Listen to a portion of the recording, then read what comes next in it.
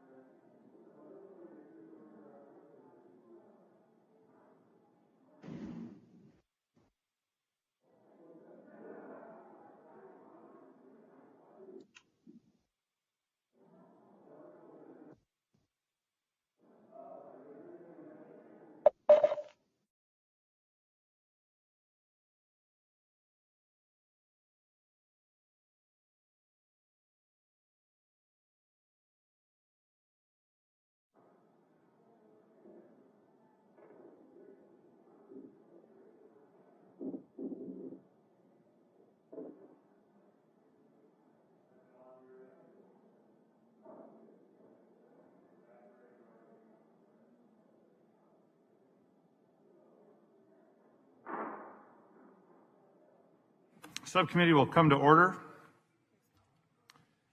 So I ask unanimous consent that the chair be authorized to declare a recess at any time during today's hearing. Without objection, so ordered.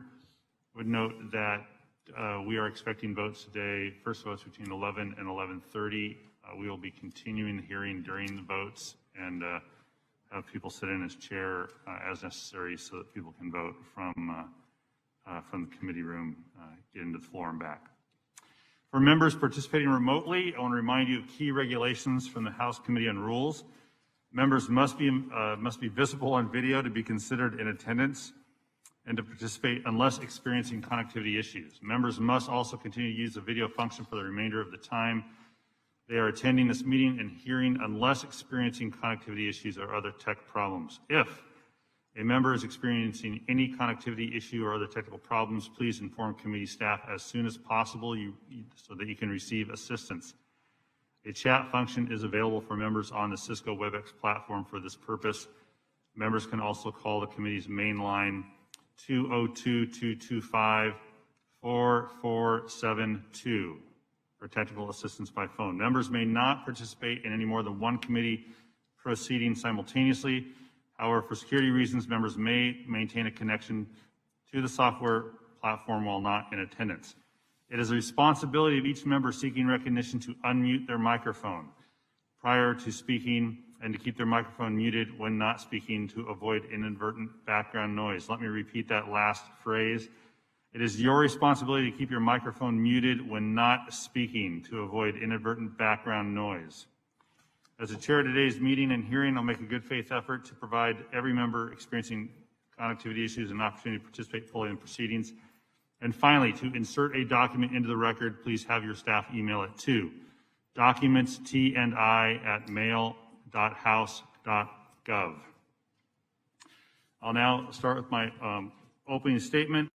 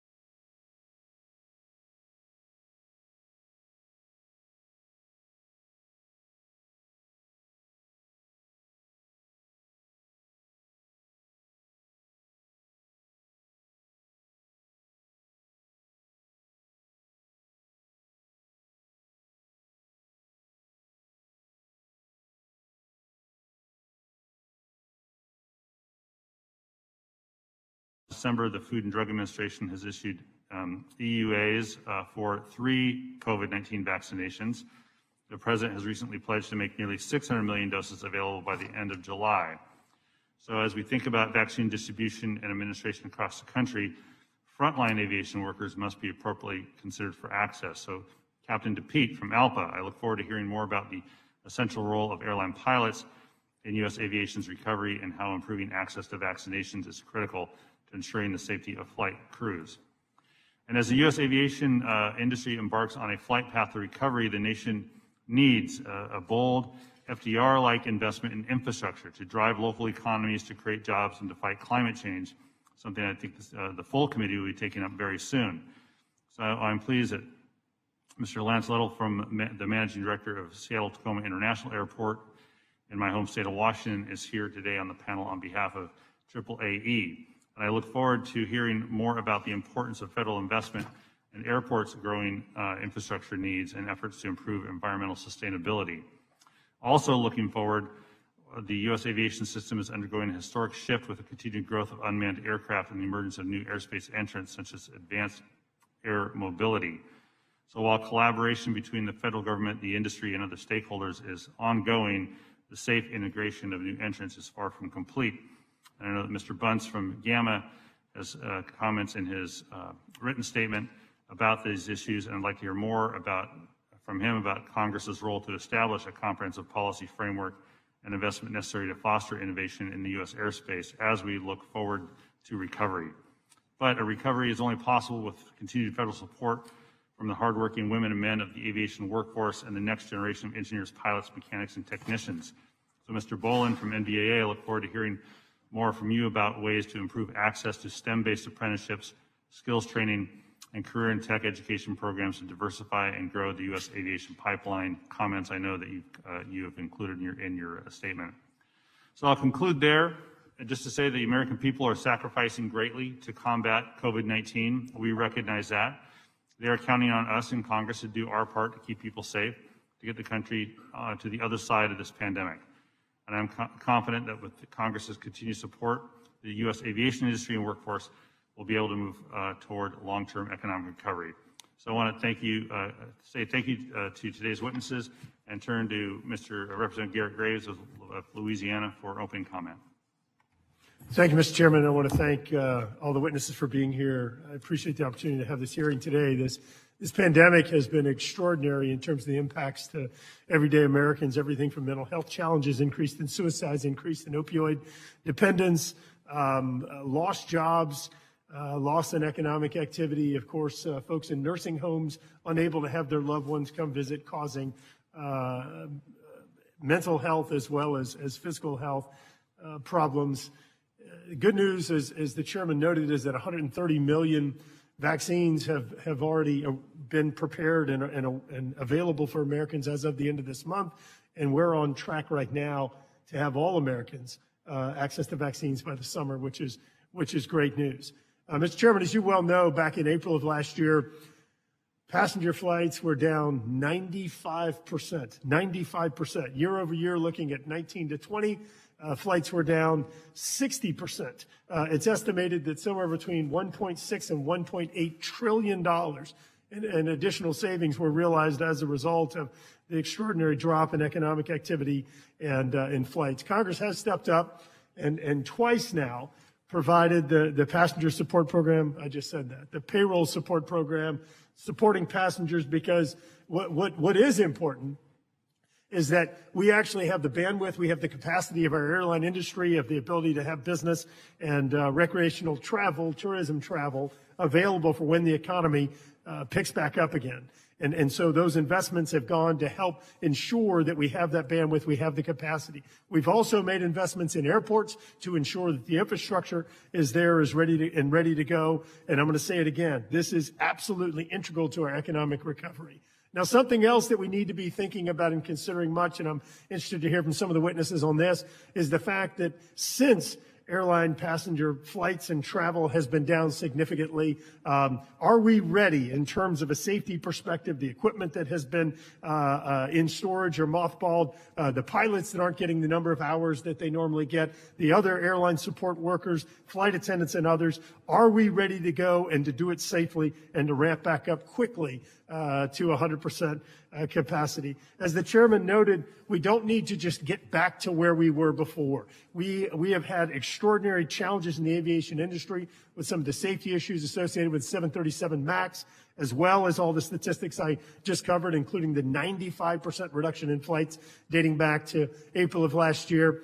But we have some amazing opportunities on the horizon and within the aviation industry. And of course, one of the biggest being unmanned systems and integration into our airspace.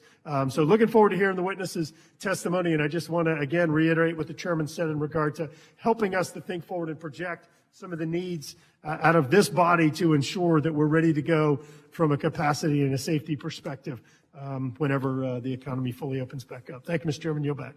Thank you, Representative Graves. Representative Fazio, recognized for opening statement. I thank the gentleman. You know, it seems like we've been here before about once every 10 years. You know, we had the Gulf War. We saw the failures of Pan Am and Eastern and bankruptcy filings, lost a lot of jobs. 9/11, terror attacks. You know, we had bankruptcies of numerous airlines and a loss of a lot of jobs, and a lot of people lost their pensions and everything else. You know, but this time is a little different. Congress rose to the occasion, and we created what I think is the most successful part of the CARES Act or anything we've done during the pandemic to support working Americans, the payroll support program. Totally scandal-free. Unlike the Paycheck Protection Program, where some major chains and others scammed the system, and other problems with that. Not a penny went to the airlines. There were restrictions on executive pay, bonuses, stock buybacks, dividends, and we have saved, in the aggregate, I would say, you know, tens of thousands or up to 100,000 jobs, including contractors and that, and kept people in their homes, kept their health insurance and other benefits. To be ready for the return of the aviation industry, which is beginning to look better and better. Last April, there were 3 million passenger boardings in the month. November, we were up to almost 30 million. And, you know, I'm hopeful when this current program, which is included in this COVID package pending over in the dysfunctional Senate with stupid rules written by senators who've been dead for 10 years. But a PSP is not challenged under the dead guy rule, so hopefully it will go through as written. You know, and I'm hoping by September 30th, we are not going to need another extension. You know, there's ongoing concerns. We do not have comprehensive long-term plans in place. You know, there was first proposed back by GAO to the Obama administration to come up with comprehensive plans for modes of transportation. They didn't. 4 years, the Trump administration didn't. I numerous times asked the FAA administrator to impose a mask mandate, and he refused, saying, oh, he couldn't do that. So we left it up to the airlines, who did come through. But it's one thing to have the airline say, this is our rule, and it's another thing to have the announcement at the beginning, which are getting better. The first, you know, these need to be emphatic, particularly the jerks who get on and suck on a lollipop or sip a bottle of water for 6 hours. They need to hear that you can remove your mask briefly for food or drink or to take a medication. They need to hear about the fines that will be imposed if they don't follow the mask rule. They need to hear about being banned from flights by the airlines, which a number of the airlines took their own initiative to do. But you know, we have to be emphatic, And the chair and I introduced a comprehensive bill last time, Healthy Flights Act of 2020. We will be informed by this hearing on potential changes to that legislation, and I still think we need to put those strictures in place because the FAA doesn't seem to take much initiative. And I've also been working with Chair Thompson to get TSA to strictly enforce the mask rule at the checkpoint. That's the best place, much better than getting to the gate and having the gate agents having to deal with unruly people. They still haven't gone as far as I want, which is to have posters that show people what they can and can't wear. We have to inform people that, a lot of things people are using routinely are not allowed on airplanes. You can't have, just a gaiter, a single layer, or you can't have a kerchief, and you have to actually cover your nose and mouth, which a lot of people don't seem quite to get. And we don't want to move too quickly as we recover to remove these precautions, and we want to know that long-term we have a strategy to keep people safe when they fly during hopefully the end of this pandemic and in future pandemics. With that, Mr. Chair, I yield back the balance of my time. Thank you, Chair DeFazio. Before we go to witnesses, I just want to make one acknowledgement today. I want to acknowledge my senior legislative aide, Alexandra Minardi. Today is Alex's last aviation subcommittee hearing as a member of my personal staff. She's not going far. She's actually going to the professional staff for this subcommittee. So I want to thank Chair DeFazio for his wisdom in hiring her, and also I will send him the bill. Alex, though, has been a valued member of my staff for nearly 4 years on aviation policy, on energy policy, tribal and environmental policy in the Pacific Northwest. So I want to thank Alex for her hard work and dedication, and she'll do a great job here at the subcommittee. With that, let's move to the witnesses, and to save time rather than to run through introductions with titles, we'll just go one at a time. I think folks have the information about the individual witnesses. And we are going to start with Ms. Heather Kraus from the GAO. So Ms. Kraus, you are recognized for 5 minutes for an opening statement. Chairman DeFazio, Chairman Larson, Ranking Member Graves, and members of the subcommittee, thank you for the opportunity to discuss our ongoing work on the effects of the COVID-19 pandemic on the aviation industry. International flight restrictions, local stay-at-home orders, and a general fear of contracting and spreading COVID-19 through air travel had a sudden and profound effect on all aspects of the aviation industry. According to the Department of Transportation statistics, as was noted, passenger traffic was down 60% system-wide in 2020 compared to traffic levels in 2019. The ripple effect from this unprecedented and sustained reduction in demand has affected airlines, industry-wide employment, and the entire aviation supply chain. Congress and the administration have taken a number of actions to help the nation's aviation industry respond to and recover from the economic effects of the pandemic, most notably providing over $100 billion in economic relief to aviation businesses. In return, recipients were required to generally maintain their employment levels, among other requirements. My testimony today is based on our continued work overseeing CARES Act and other funds to the aviation industry and the industry's response to the pandemic. It focuses on 3 areas. 1, actions that businesses across the aviation industry have taken to respond to reduced passenger demand. 2, factors that may affect industry recovery. And 3, considerations for any federal actions. First, in response to reduced passenger demand, aviation businesses quickly built their cash reserves to weather the downturn and implemented measures to reduce their costs. These actions included leveraging federal assistance, raising money in the private markets, and reducing labor, operating, and capital expenditures. For example, airlines, airports, and others leveraged federal assistance provided in 2 federal coronavirus relief laws to support payroll and other expenses. In addition, industry associations and credit rating agencies said that federal assistance increased confidence in the aviation industry, enabling aviation businesses to raise money in private debt and equity markets to strengthen their cash reserves. Even with these and other actions, the U.S. aviation outlook remains uncertain. The industry's eventual recovery to pre-pandemic passenger levels is highly dependent on factors outside the industry's control.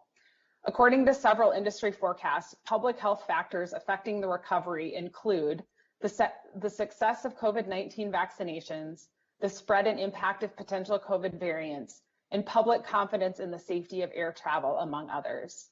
In addition, recovery in some aviation sectors will depend on how the airline industry responds to the financial pressures and changes in demand associated with these uncertainties.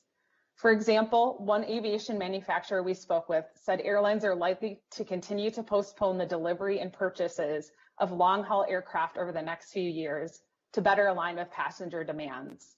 In turn, this would affect demand for aviation manufacturing and aircraft maintenance services. While many are optimistic for a post-pandemic economic recovery, the speed and degree to which the aviation industry will be able to rebound is likely to vary across different sectors. For example, credit rating agencies told us that low-cost, leisure-oriented airlines are likely to recover faster than network airlines that are more dependent on business and international travel.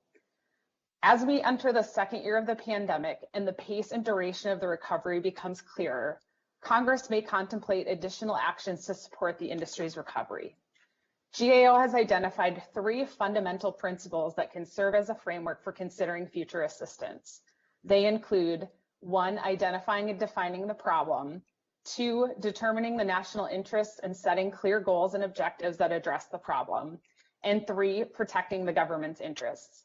In applying these principles, some issues emerge that may help inform how best to design any response.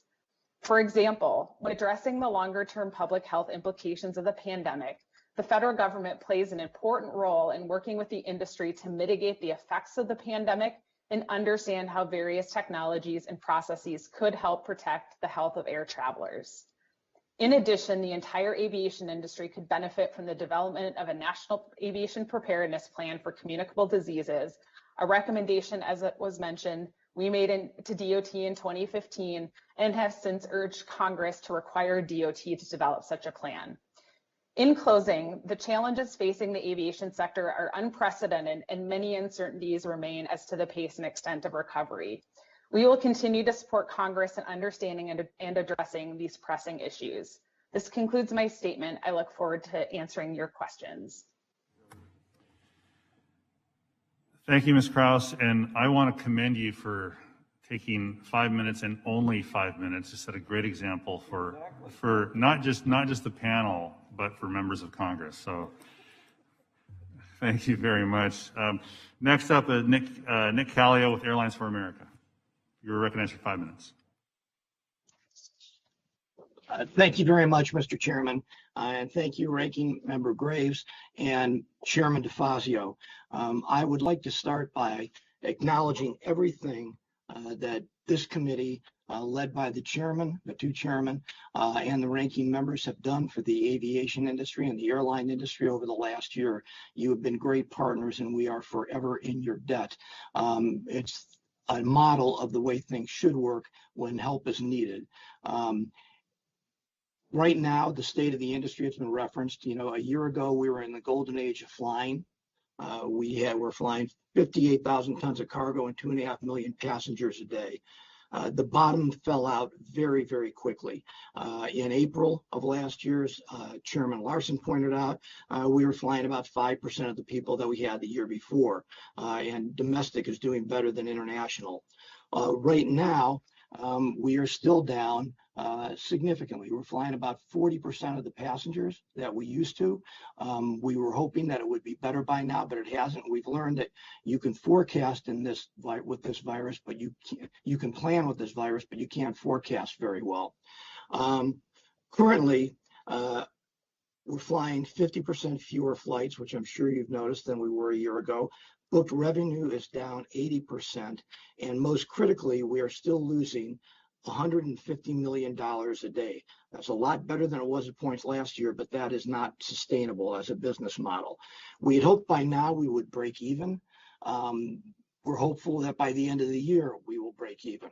That's going to depend on the cooperation of the virus, the vaccines, and many other factors. In the meantime, the PSP has been a lifeline to the industry. When it first happened last March, it gave us the ability to go to private markets, even though the money was passing through directly to our employees. And I agree with Chairman DeFazio. The PSP is the single most successful part of the CARES Act. The money has gone directly to employees to keep them on the payroll. By keeping them on the payroll, they continue to pay taxes. They're not in the unemployment lines. They continue to spend money. And most critically for our industry, they're ready to get back on the planes and fly when they can. And that is important in our industry because of the training and certification requirements that are constantly ongoing in terms of how you can get on an airplane and be able to fly and protect the public. Throughout this pandemic, we have worked hand in glove with our employees and with our labor partners. It's been a very good match working with all of you to get this done. It hasn't been easy. We are very grateful that the House has moved to extend the payroll support program again. Things could look very different than they do now. It's not going to be a miracle cube, but they could look different come September 30th. So we hope that the Senate will pass that bill quickly. We saw last October what happens when you dawdle. Tens of thousands of people can lose their jobs.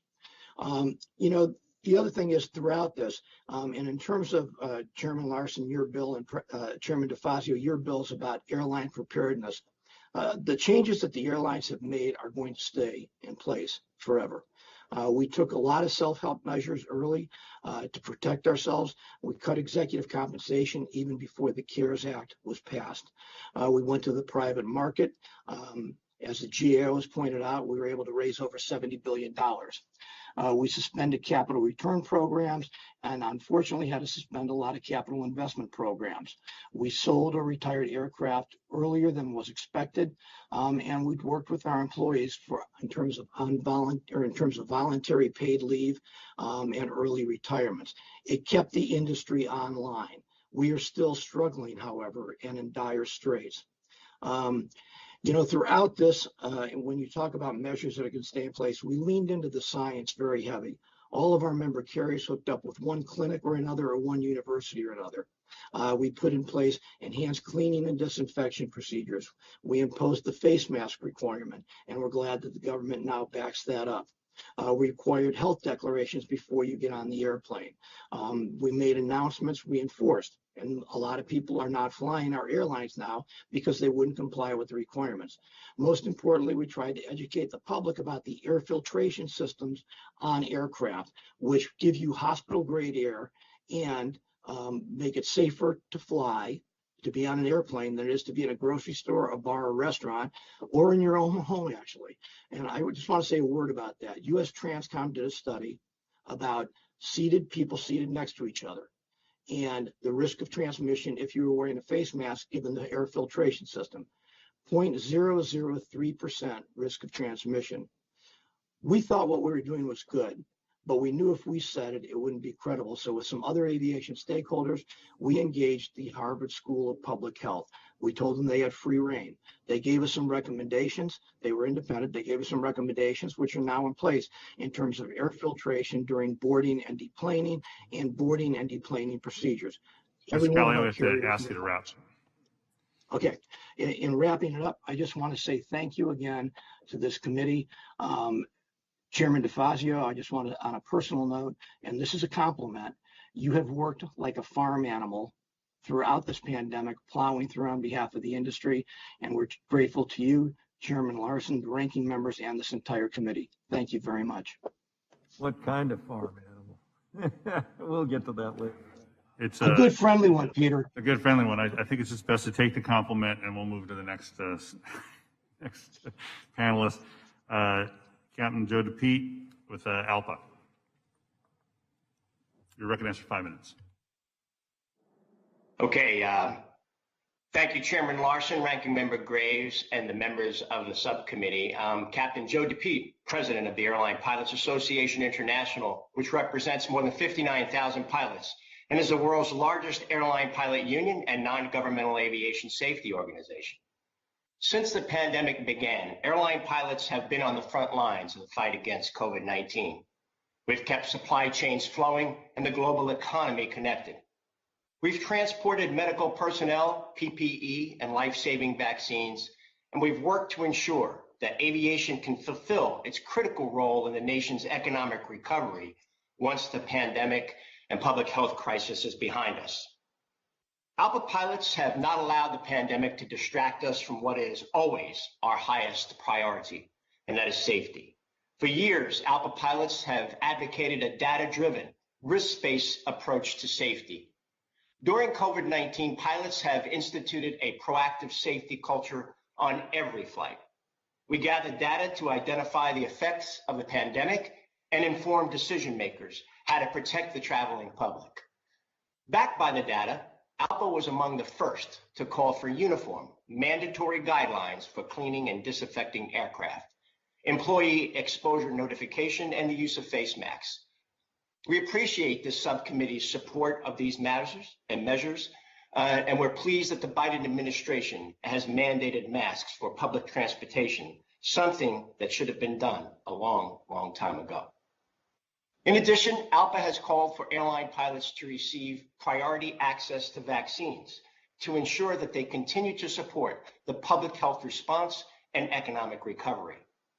Flight crews are already deemed essential workers by the Cybersecurity and Infrastructure Security Agency, and they should be deemed essential workers regarding vaccine prioritization as well. Internationally, some countries have established COVID-19 policies that have disturbing consequences for U.S. pilots. ALPA urges our government to ensure that U.S. citizens can be safely evacuated from any location if necessary, and that we preserve the dignity of work by ensuring U.S. pilots are not subjected to unacceptable conditions related to the pandemic. Research shows that a layered public health precaution have created very low risks of virus transmission on airplanes. Despite this evidence, the number of U.S. passenger flights is currently down 50% from pre-pandemic levels. DCA, for example, has experienced a 67% decline in scheduled passenger flights from 2 years ago. Similar drop-offs across the country have resulted in shuttered airlines and aviation worker layoffs. 3 ALPA carriers, Trans-States Airlines, Compass Airlines, and ExpressJet, have ceased operations and their pilots are now jobless. Because airlines may seek reorganization, Congress must reform the broken Chapter 11 process to protect collective bargaining agreements. And in the meantime, our pilots have stepped up to weather this storm by negotiating more than 100 agreements with our airlines to help stabilize our companies and fuel the recovery. The COVID-19 crisis is unprecedented in its speed, magnitude, and duration. By passing the CARES Act payroll support program, Congress kept tens of thousands of aviation workers on the payroll and connected to healthcare. ALPA pilots are indebted to Chairman DeFazio and Chairman Larson and others for developing and extending the PSP. And while the PSP has been a historic success, our industry remains in a precarious position. Many ALPA members and other aviation workers have received notices of furlough as soon as March 31st. Putting furloughed pilots back on the flight deck isn't as simple as flipping a switch. Airline pilots are subject to training requirements and medical certifications that take time to requalify. Keeping a strong U.S. pilot workforce is critical to our recovery. Recently, the importance of a strong pilot workforce and our nation having 2 qualified, trained, and experienced pilots on board its airliners became clear once again when a United flight crew made a safe emergency landing following an engine failure on a flight from Denver to Honolulu. With the hopeful trends in virus containment and vaccine rollout and our collective work to position the pilot workforce and the airline industry for a successful rebound, we are cautiously optimistic about recovery.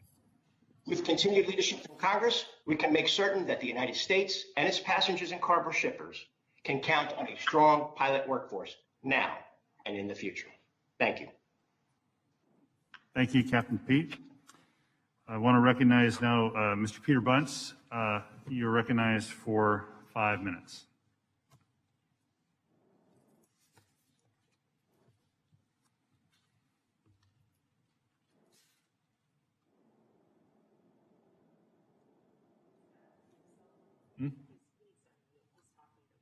I see. Mr. Bunce, you need to unmute yourself.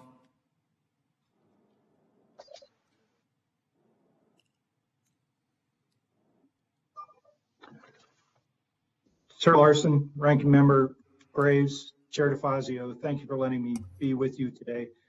We have talked previously about the aviation industry being one large ecosystem, and all working together, we can solve problems for the entire industry. The fortunes of what happens on the commercial side impacts those in business and general aviation greatly, especially our very fragile and interconnected supply chain. When we were all together a year ago, we couldn't have anticipated that some of our manufacturing facilities would be shuttered for over a month as we worked on the local restrictions. And when we were able to bring workers back, we had to pivot like we read about they did in World War II, like the auto industry pivoted to making aircraft. We pivoted to making PPE gear, ventilator equipment, things like that, because basically the supply chain was so disrupted that we didn't have the parts and pieces that we needed to either fix aircraft on the maintenance side of the house or build new ones. So what did that translate to? That was, according to our sister manufacturing association, about 110,000 member job loss in this very highly skilled workforce that I know Ms. Krause and some of the work that was done with the GAO recognized how unique our aerospace workforce is and how we cannot have these workers leave to other industries because of their very specific skill set. How it affected us in business and general aviation is every one of our aircraft segments were down last year. We just reported on the numbers last week. Whether it's piston, turboprop, jet airplanes, or on the rotorcraft side, piston and turbine and rotorcraft, everyone was down, and that translated to about a $5 billion decrease in revenue and billings during 2020.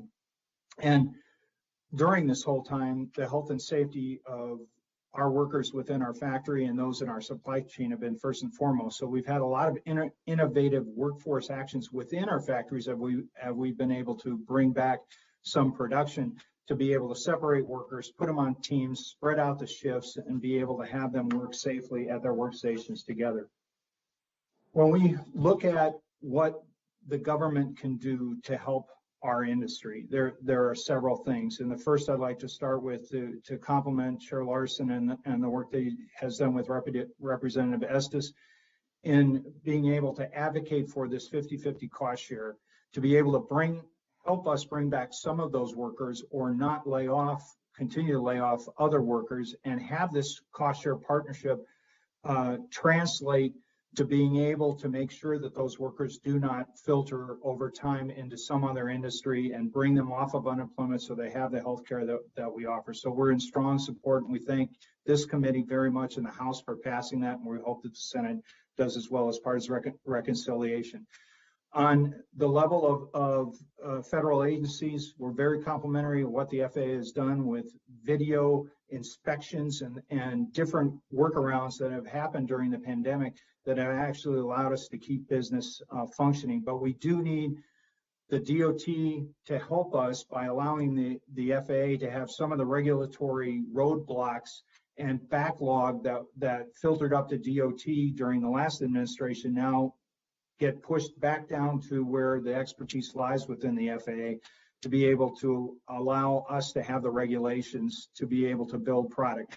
Versus other industries, we have to have regulations to be able to do things in aviation because of just the safety concerns that are involved. So that would be a tremendous help to us.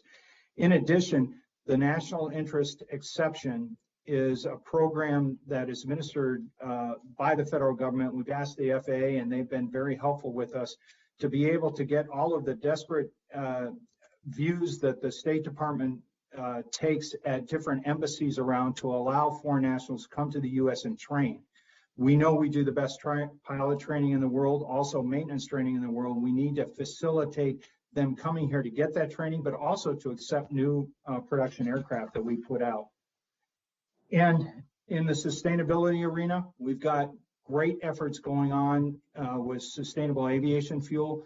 Congress can help us out with or a blending credit that supplements the biodiesel tax credit. And now we can talk about that later. And then, Chair Larson, you were talking about this new area of aviation that I think is just as exciting as the dawn of the jet age must have been in urban air mobility. And we're very complimentary of what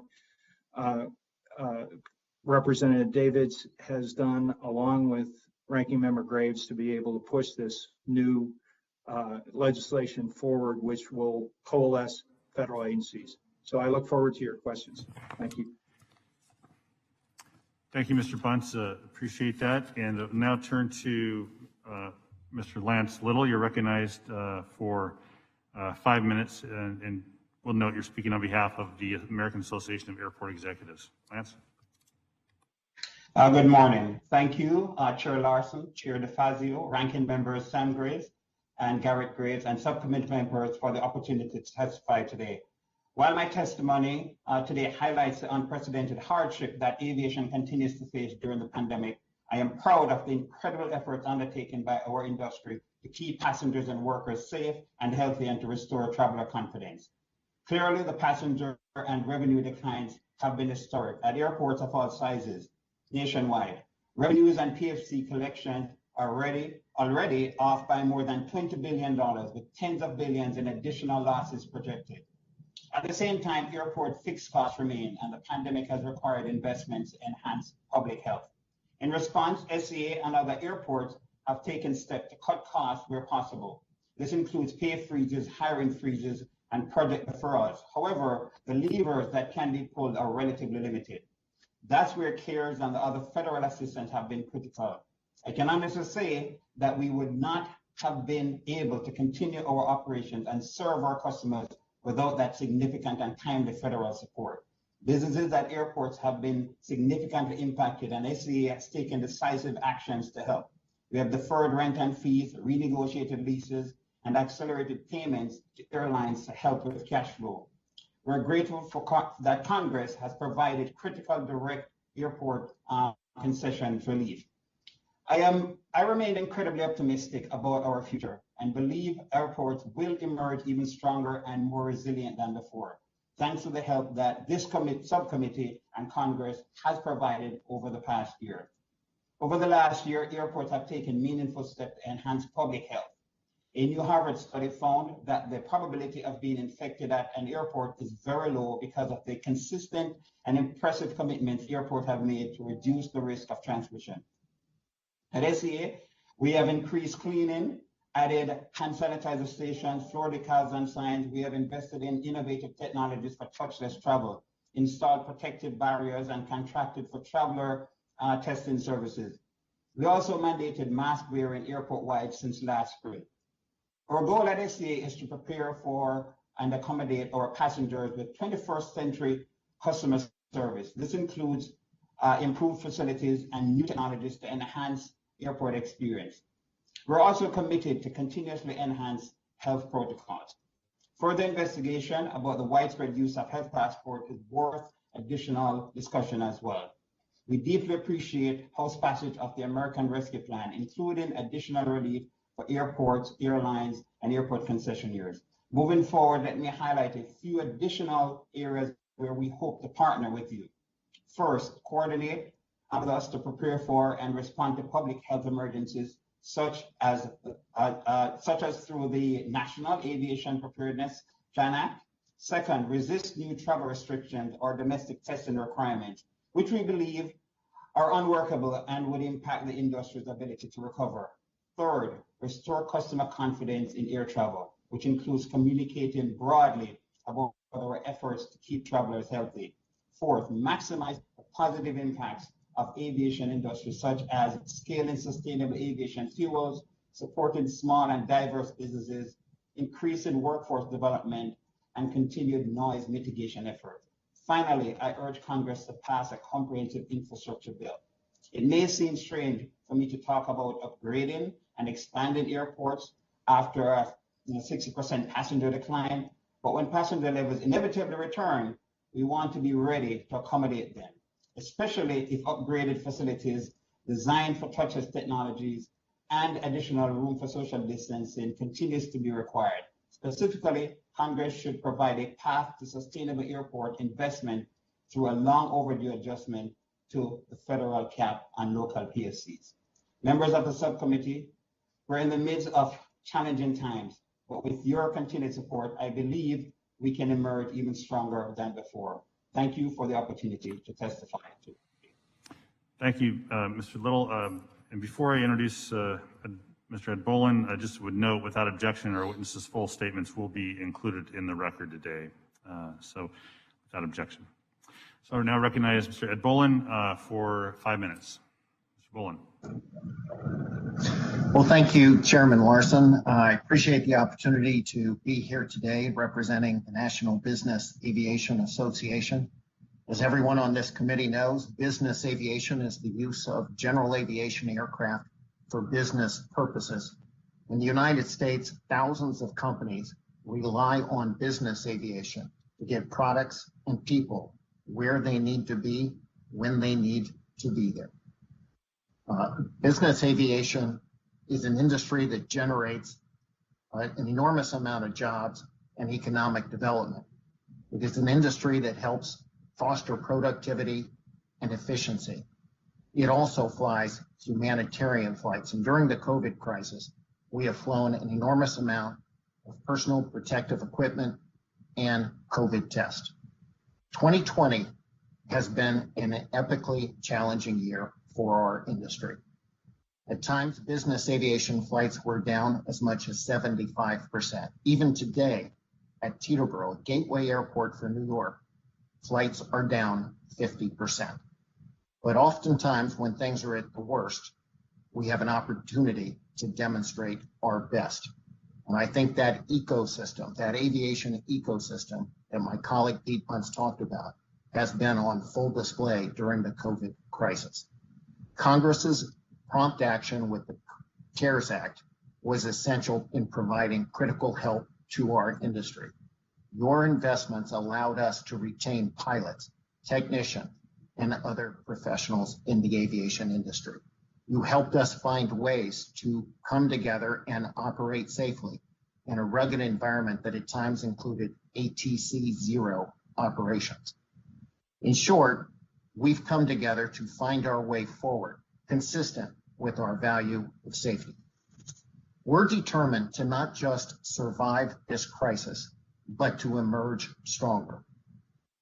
On-demand air mobility, the ability to move people where they need to be, when they need to be there, is one of America's great strengths, and we hope to emerge stronger.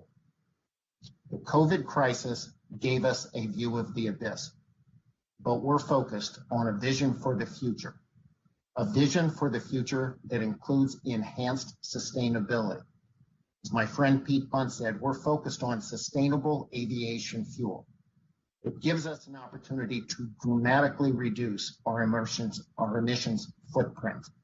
It's an opportunity for us to find a way forward together with government help, including a blender's tax credit. We're also working hard to bring new technologies to reality, to receive the benefit of new propulsion systems, hydrogen propulsion, electric propulsion, hybrid propulsion. We need an infrastructure that is capable of sustaining these operations, taking the magnificent airport infrastructure that we developed during World War II and building for the future, creating the type of charging stations and operational environments that will allow the advanced air mobility operations to thrive. We also know that it's important for us to continue to invest in our human infrastructure, to be able to attract the best and the brightest. And that makes a requirement that we be diverse and we be inclusive. I know this committee has been supportive of PSAs to attract people to our industry. It's been supportive in the FAA Reauthorization Act at creating a Women in Aviation Advisory Board that NBAA is proud to have 2 members of its board of directors serve on. It is imperative for us to realize the future. We have to be diverse. We have to be inclusive. We have to be sustainable, and we have to take advantage of the technologies that are working their way through the certification system. And we need to create an operating environment that can get us there. We're grateful for the leadership that has been demonstrated by this committee, by this Congress, and by the FAA to help us through a challenging time. But we want to set our sights forward, and we want to realize the full potential of aviation moving forward. Thank you.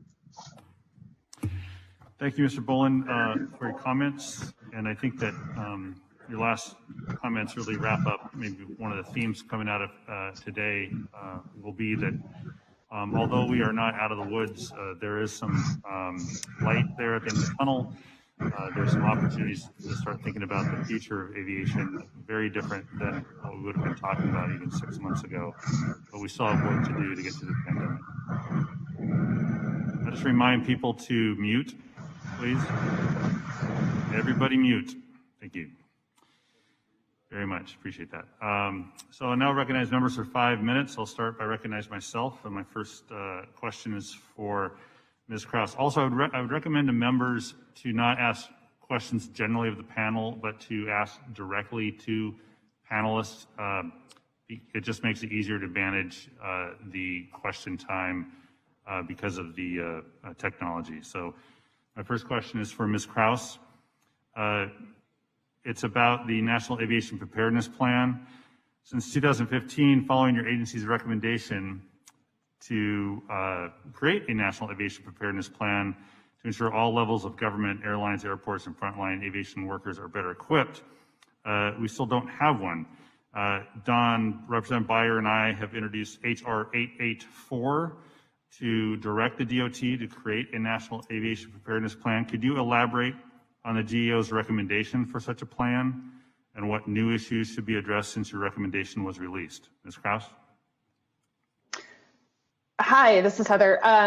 No, we also agree, and as I have said in my opening statement, urge Congress to take action to require DOT to implement a plan. I think the COVID-19 pandemic illustrated some real challenges with coordination and communication. And a plan would, in designing one, you'd want one that's scalable, adaptable, and has training built in as well, so that you are prepared for future communicable diseases. I think it also allows airlines and airports individual preparedness plans to align up with that national plan and have a more coordinated response. Great. Yep. Thank you. And again, it's HR 884 if any members are interested in co-sponsoring that bill, sponsored by Representative Beyer and myself. Mr. Bunce, you mentioned the Aviation Jobs Manufacturing Protection Act, which is the bill that Representative Estes and I co-sponsored, and which Mr. Representative Chair DeFazio helped get language in the reconciliation bill for its implementation.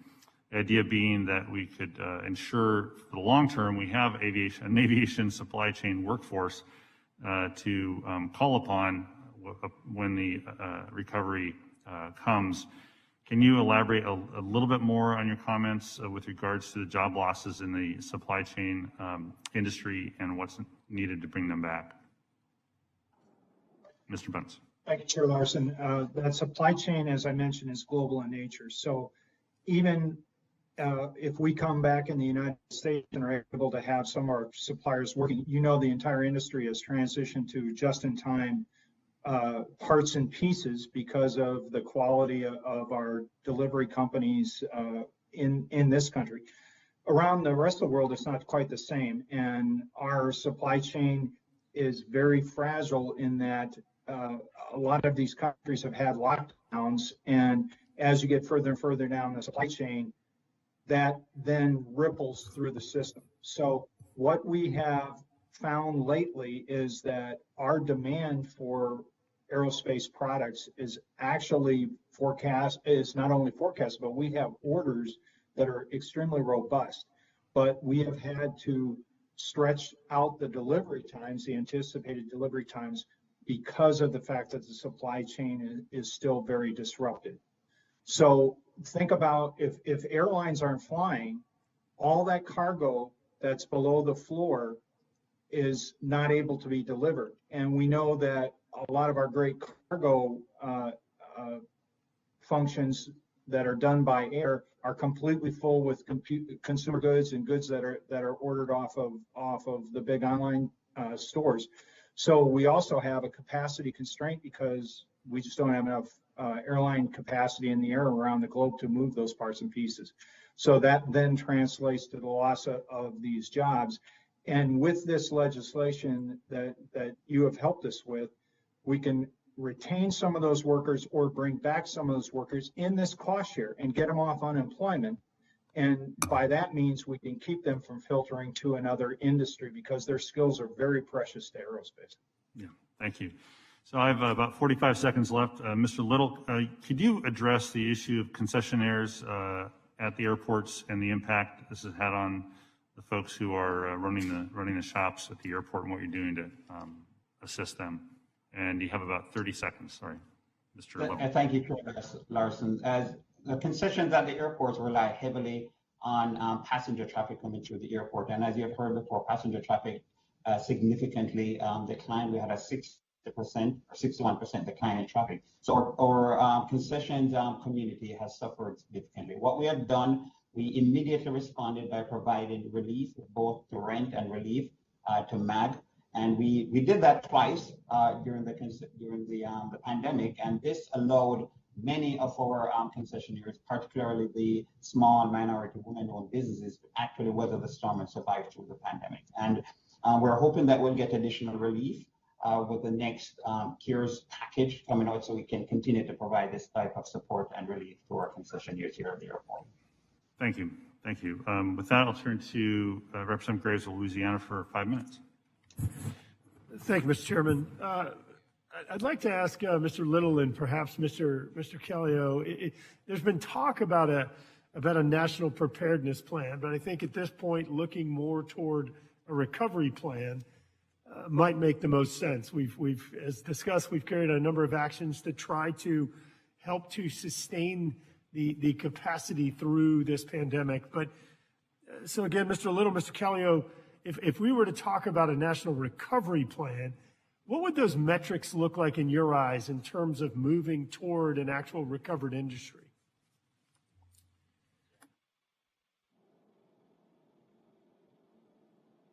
Mr. Little, go first.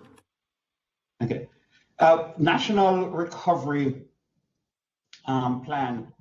I think the first thing that we'll have to do is to ensure that we do everything as an industry to ensure that we restore traveler confidence. I think with all good intent, the airlines is doing something, the airports are doing everything in their best effort as well. And I think, though, we have to have a coordinated approach. So we have to have, for example, the government participating with the airline, participating with the airport, have a collaborative and coordinated approach to do everything within our power to restore customer confidence. So at the airport, for example, we will be, we'll be doing the hand sanitizer stations. We'll make sure we have social distancing, and the airlines, for example, will have mask mandate, etc. But I think we have to have a coordinated approach where, for example, the mask mandate is a very good example of that. We have to also ensure that we collaborate with the CDC, as an example, and the FAA and the Department of Health to not implement measures such as the one that was recently being discussed, whereby we were looking at, for example, providing or requiring testing of for domestic travel, as an example, because that, I think, would not meet the requirements or the intent, but it would actually devastate the industry. And I think we need to really collaborate more so the CDC, as an example, understand exactly what the impact would be on the travel industry. So in my opinion, I really think we need to have a coordinated approach where it's the federal government, the airlines, the airport, that has a single plan, a single approach, similar to right after 9/11, where it was okay. Mr. Little, I'm running out of time. I want to make sure we have an opportunity to get to Mr. Callio. Mr. Callio, could you give a quick answer? I've got a couple more questions. Yes. First of all, public education is important. That's why we went to Harvard and worked with the airports and with other airlines and manufacturers, everybody in the industry. That education has to continue and spread. We have to continue to create confidence by maintaining what we've put in place to keep our passengers safe and the flying public safe. And that goes across the board. And I would recommend to everyone, look to the recommendations in the Harvard report. Basically, we've got to rely on science and data in terms of opening the markets and going forward. And we've got to continue the partnership with the government that we've had over the last 12 months and make sure that we put whatever gets put in place is based on science and data and will not have unintended consequences. Thank you. Thank you, Mr. Callio. Captain DePete, there have been comments or questions about, and I mentioned this in my opening statement, about whether pilots were feeling, I guess, rusty as a result of the decrease in flights and passenger travel. Could you speak to that a little bit? Do you or your members have concerns about that? And could you talk about what y'all are doing to help address that? Sure. Thank you, Ranking Graves. First off, I just want to say you helped solve that problem for us with PSP. It has been, to say it's a historic lifeline, that it was a great, I mean, it's inherently a plan towards recovery already built, and I thank you all for that. In terms of the training, I am fully 100% confident in the ability of our pilots. We here at ALPA, training is just ingrained in us. It's like in our DNA. And so we've been working with all the stakeholders, with our companies, with our regulators, to ensure that the training is, consistently up to date. As we bring these airplanes back to awake, as we get into recovery, we've already got a plan in place to deal with that. The changes that we've had in our training have evolved over the many years since 1931, since the Airline Pilots Association was first formed. But I will say this. Everything good that happens in aviation is a result of collaboration. I think Nick has said it, Ed Bowman has said it. We came together as a team. Pete, you need to wrap up. We're at 5 minutes. Oh, okay. Sorry. I'll just finish with that. I can't overemphasize the importance of PSP to remedy that situation. Thanks. Representative Graves. Thank you. Mr. Chairman, on June 2nd, Ranking Member Sam Graves and I requested GAO conduct a study to survey the aerospace stakeholders in COVID relief and recovery. We asked the GAO to have the preliminary results ready by March 2021, and the GAO will be discussing those results today. Chairman Larson asking his consent to enter the request letter into the record. Also, testimony from the American Car Rental Association into the record for the hearing as well. Without objection. Thank you, Mr. Chairman. Before I call on Chair DeFazio, just a heads up that Representative Perry and Representative Davids will follow Representative Chair DeFazio. So Perry and Davids prepare, and Chair recognizes Chair DeFazio for 5 minutes. Thanks, Mr. Chairman. Mr. Callio, as you noted, there's studies that show if adjacent passengers are wearing masks on a plane that the risk of transmission is very low. Have you heard from the airlines since the Biden administration adopted a mandatory rule and the airlines are making announcements regarding that rule? Has compliance complaints and problems abated? Yes, Mr. Chairman, they have. As you know, we supported the federal mandate to back up what we were trying to do. It puts it in a different perspective, and it's been very useful. And, in personal experience, I know you've been flying a lot as well. The quality of the announcements has gotten better. I think the quality of the enforcement has become easier because it gives the flight attendants and the pilots another tool to talk to people who is, I think you put it earlier, like to put the lollipop in their mouth or sip on a bottle of water for 6 hours. And other passengers don't like that.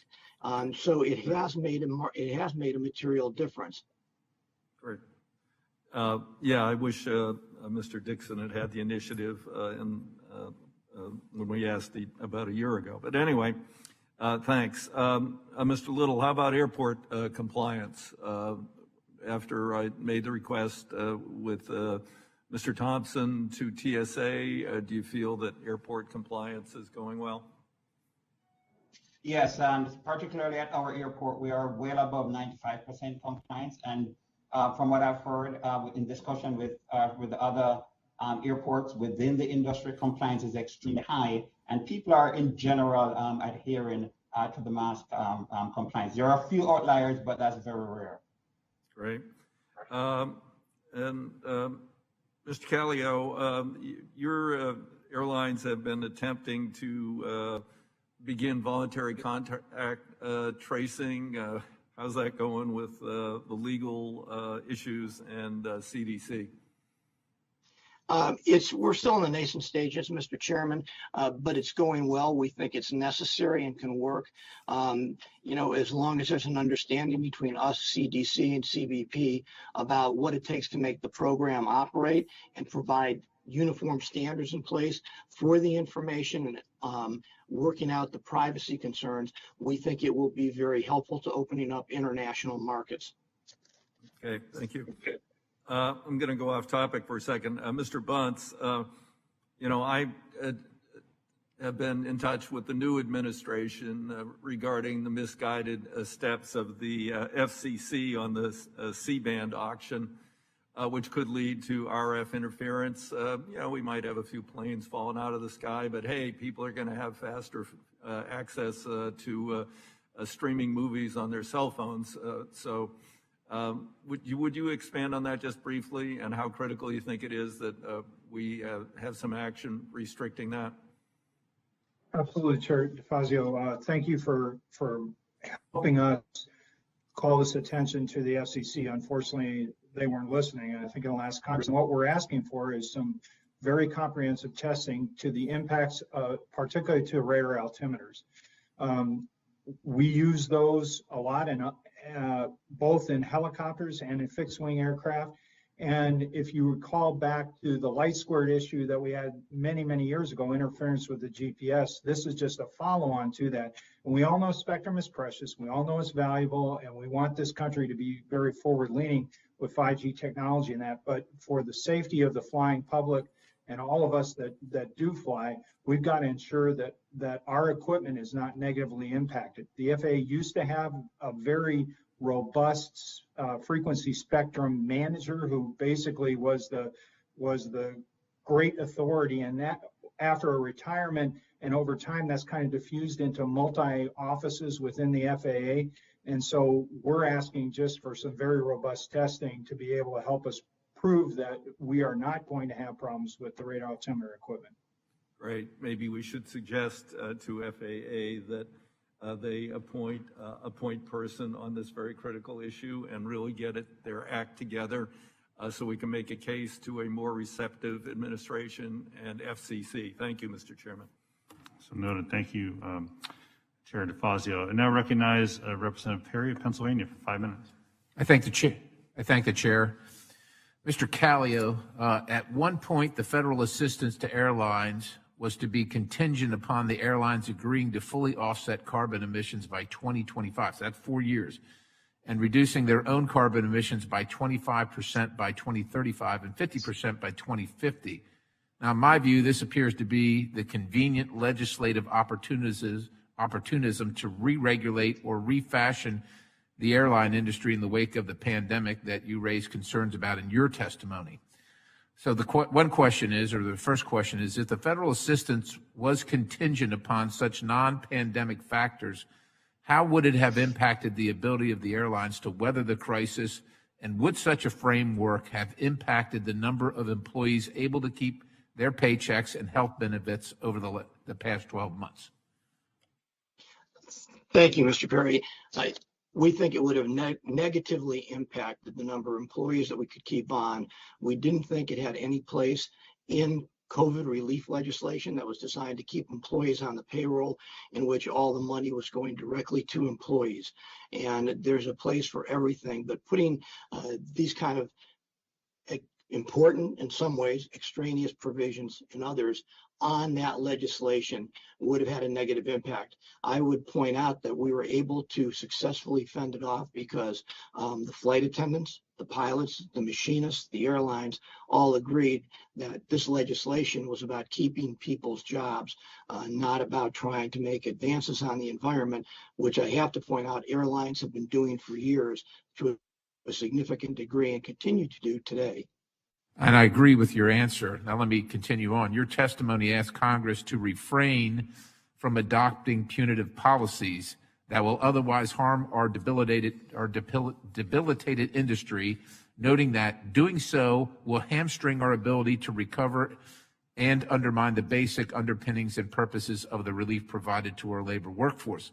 According to the Bureau of Transportation Statistics, fuel costs are one of the largest, most variable airline expenses, representing between 15 and 20% of total expenses. Now, given this large share of airline expenses, it would seem that punitive policies impact the price of jet fuel and would have particularly devastating effects on the airline industry. Industry analysts are projecting that President Biden's policies to restrict domestic oil production will put inflationary pressures on the price of crude oil. Indeed, the WTI crude prices have already increased since the Biden administration imposed a moratorium on new oil and gas leases, translating into higher fuel costs for airlines. At the most extreme end, a potential hydraulic fracturing ban, as President Biden has called for on the campaign trail, is projected to more than double the price per barrel of crude oil. Even less extreme options, such as extending the existing moratorium on new federal drilling leases, would lead to a significant increase in crude oil prices over time.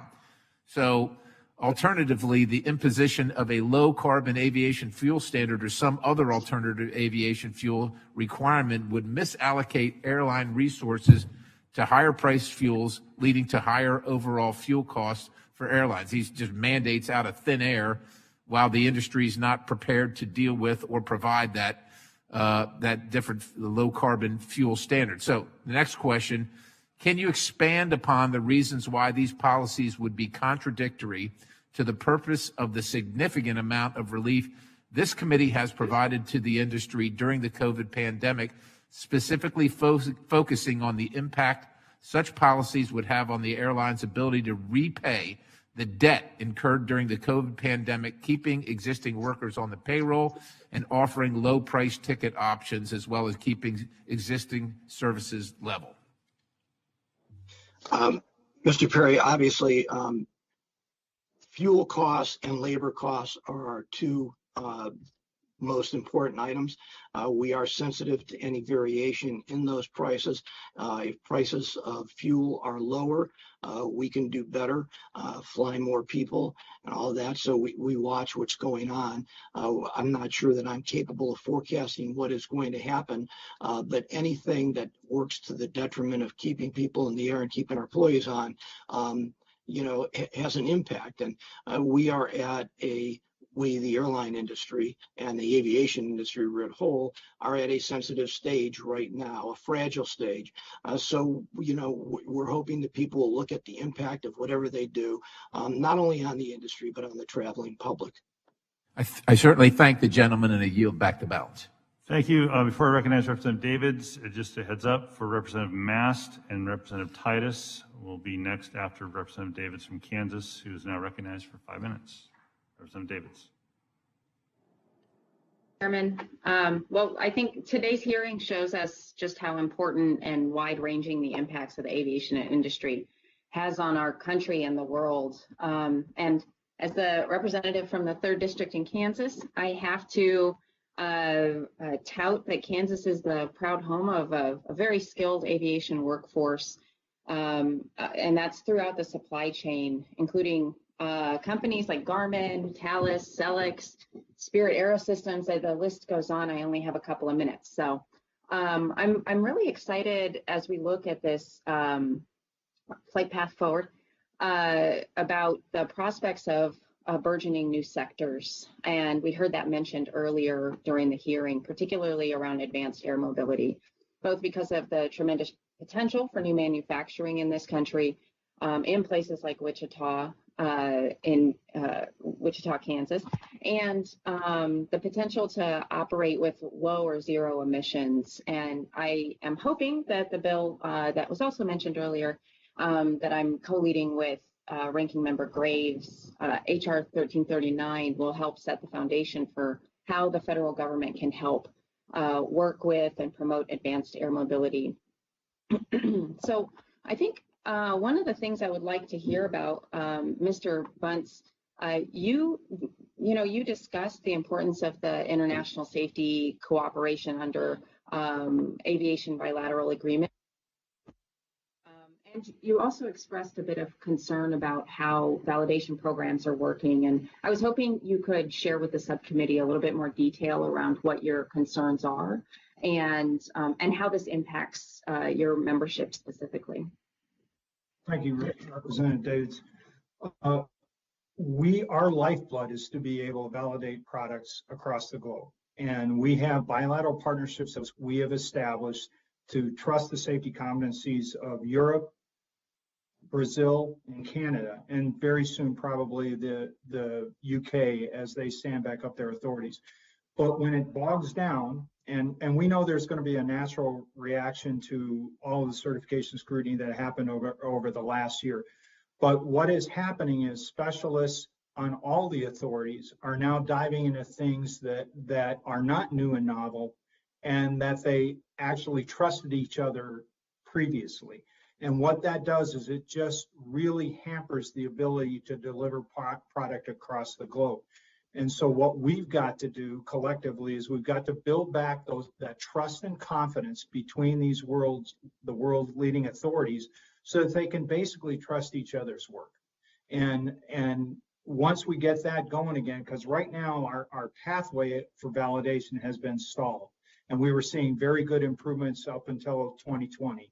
And so this has been a setback, and we've got to work very diligently to bring it back to what it should be.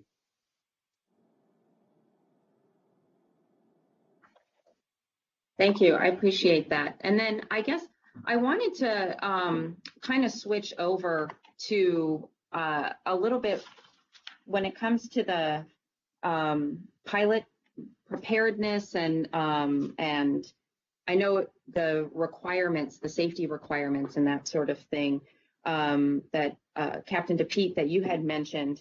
I'm curious about just going forward, how you view some of the requirements that we're hearing about and what somebody like myself who is not a specialist should be thinking about, and questions that I should be asking when I have the chance to sit down with folks from, let's say, the CDC or other health, public health professionals who are trying to come up with what we need to do to get people comfortable with flying.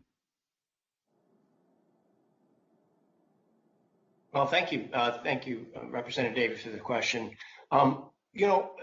Airline travel remains the safest form of transportation known to humankind in the history of humankind. When you think what we've accomplished, and we've all done it by collaborating, I keep hitting on that. And it's no different here. I mean, we've adopted a layered approach to handling the COVID crisis. I wish that there were earlier interventions on the part of government to help us along, but when that didn't happen, we joined all together and we created what we think is a really good series of mitigations.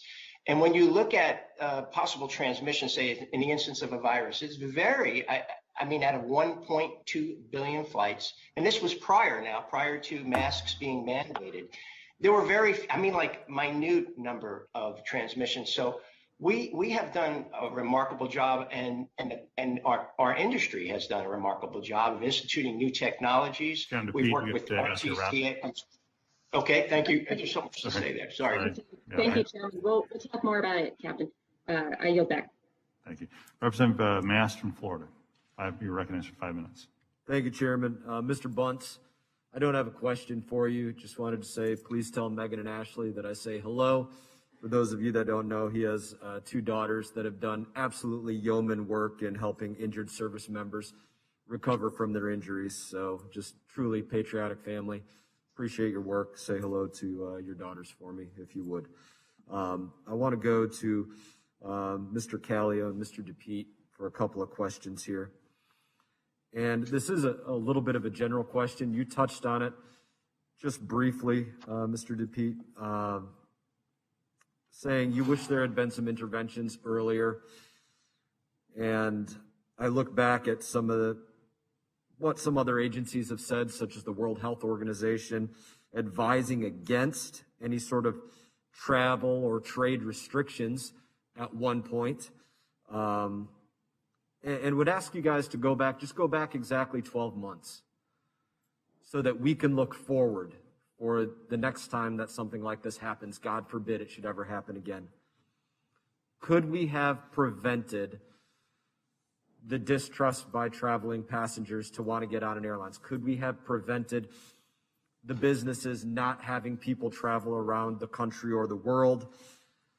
Could we have prevented the $54 billion a year loss, if you do the math on what you were saying, 1.5 million a day, or I'm sorry, whatever that number was that you gave us earlier, 150 million a day, 54 billion a year? What could have actually been done? Could that have been prevented or only limited to some degree? I'd ask you two to espouse on that a little bit if you could, for the benefit of all of us. Yeah, thank you for that question, and a very important one. Yeah, I absolutely would say yes, and that's why we support the National Aviation Preparedness Act. We did it in the 116th. We're doing it again in the 117th when it's hopefully reintroduced, because it is important for us to look back and see what we've learned and debrief this as we go forward. However, let me just say this. Without a standardized set of guidelines, it was very confusing in my estimation, in the view of the Airline Pilots Associations, for the flying public, right? Having one clear standard, I think, would have allowed us to build trust early, okay? And there was a lot of confusion. There was a lot of confusion politically about wearing a mask and all these other associated problems that we dealt with. So the answer to your question is a most definite yes. And I think we'll be able to do a debrief once this is said and done and recovery is complete. And I think we'll all be able to learn through collaboration and coordination. Thank you. Mr. Callio, I heard you speak. If you want to take about 30 seconds or a minute, I do have a few more questions, but please respond if you wish. Yeah, I think we could have done better. There was a lot of confusion. It was a new issue, a new pandemic, so that is understandable in that regard. But right now, we're still sorting through that. We have so many different standards within the United States and across the world that somehow we need to focus on how to standardize this so people are not confused about where they can go, what they can do when they get there, and how the rules apply. And that's a current problem. And we have to be prepared for that in the future so we can avoid it. But we also need to sort through what is going on right now. Yeah, thank you, sir. And I would go back to both of you on this. Now, there's been a lot of talk about requirements for testing, and I've heard various groups speak out against this. However, as you talk about this patchwork that exists around the country and or largely around the world, whether pilots are being detained or crew being detained for quarantine or other things, there are some airlines right now that are running apps. I believe Qatar, Emirates, a few others that are running apps right now to verify whether a passenger's had a test or a vaccine. Now, let me go on record as saying I do not think that these should be requirements at all for travel, a test or a vaccine. But with some airlines running apps to track whether this has occurred and talking about standardization at the same time, what do you see going on in terms of the potential of a push for that across the aviation industry, which I do not want to see? I think it's something that we're looking at, Congressman, in an effort to open up markets and give people the freedom to fly. We have some of our members looking at apps. We have a set of criteria, which I will be happy to share with you offline about if there is going to be such a thing, what kind of standards have to apply and how you would do it. And, you know, all these things are looking at limited timeframes in order to, again, to deal with the current pandemic and to open markets so that people feel safe and are able to fly. Thank you, Mr. Chairman. Thank you. Before I move to Representative Titus, heads up for the next two after that will be Representative Van Dyne and Representative Payne. I recognize Representative Titus for 5 minutes. Thank you, Mr. Chairman.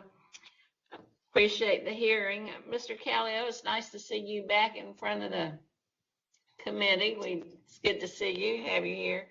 You've talked about how domestic travel is having a relative recovery. Businesses and the industries and attractions are all adapting to the COVID protocols, but international travel remains anemic due to the restrictions here in the U.S. and abroad. Just in my district alone, international travel is down 93% from January of 2020. And I don't have to tell you how devastating that is to the economy. We know that although international travelers make up a small percentage of the market, when they come, they stay longer and they spend more. So it is important. We're moving into a new phase of the recovery now as the vaccines roll out. Places are opening up. The hospitality is now advertising, come back, we're back. Some point, the international travel restrictions are going to ease, but I think we still have a public relations problem with international travel. We've had 4 years of a president who's alienated our allies and our business partners, trading partners, and then totally botched the COVID recovery. And now we're left here with a bad reputation and the worst death rate in the country. So I wonder about things like Brand USA. That was created over a decade ago as a public-private partnership, and it's been very effective. I wonder if you could talk about that partnership and also maybe some of the other ideas that your organization and the industry have in order to bring back international travel once we get over this, peaking situation with the virus. Thank you, Congresswoman, and it's good to be before the committee again. I'm looking forward to the time when I can do it in person again. International travel is lagging terribly, and as you know, that's probably the most profitable part of our business. And so we have tried a number of things in terms of looking at testing, looking at contact tracing. We are working with the travel industry in general. We're all working together to try to bring it back, to let people know that it's, at the appropriate time, it's safe to come here and that you should come here. That again gets back to this patchwork internationally. We are in close touch with our partners in the EU, and within the EU, there's all these different standards. So it's going to take all of us with an education process going forward and making people feel welcome. Thank you. I think it is a challenge. So let us know how we can help with that and see if we can't beef up Brand USA and other programs like that to get that message out. Thank you. Thank you. Mr. Bunce, I'd like to ask you about general aviation. Las Vegas, we depend a lot on general aviation. A lot of people come there for pleasure or for business, or did. You mentioned in your talk that your sector is trying to be more responsive to your contributions to global climate change. One of the things that we have found, unfortunately, is kind of a chicken and an egg problem. The manufacturers will create a product that uses alternative energy, but then on the ground, we don't have the infrastructure for refueling or recharging. I wonder if you could discuss what role things like sustainable aviation fuel and electric airplanes are playing, and if you have established a symbiotic relationship. Representative Tice, you called it exactly. As we look out to the future, and reality gives us the fact that we will not have large cabin aircraft running on electric anytime soon. NASA just released a picture of an aircraft about the size of a Q400, so a large turboprop, and they're saying about 2035. So if we're looking at larger aircraft, business jets and turboprops, but then in the commercial side, we have to have sustainable aviation fuel. And that's why your help in being able to spur supply for this product is very important. As Mr. Callio mentioned, the airlines are very price susceptible to that price of fuel. Our sector in business aviation, there is a big effort right now on corporate responsibility and sustainability. So there's very high demand, and we're able to, although we use a small percentage compared to the commercial airlines, we are being leaders in the demand for this product because we know our future is tied to being able to fly sustainably.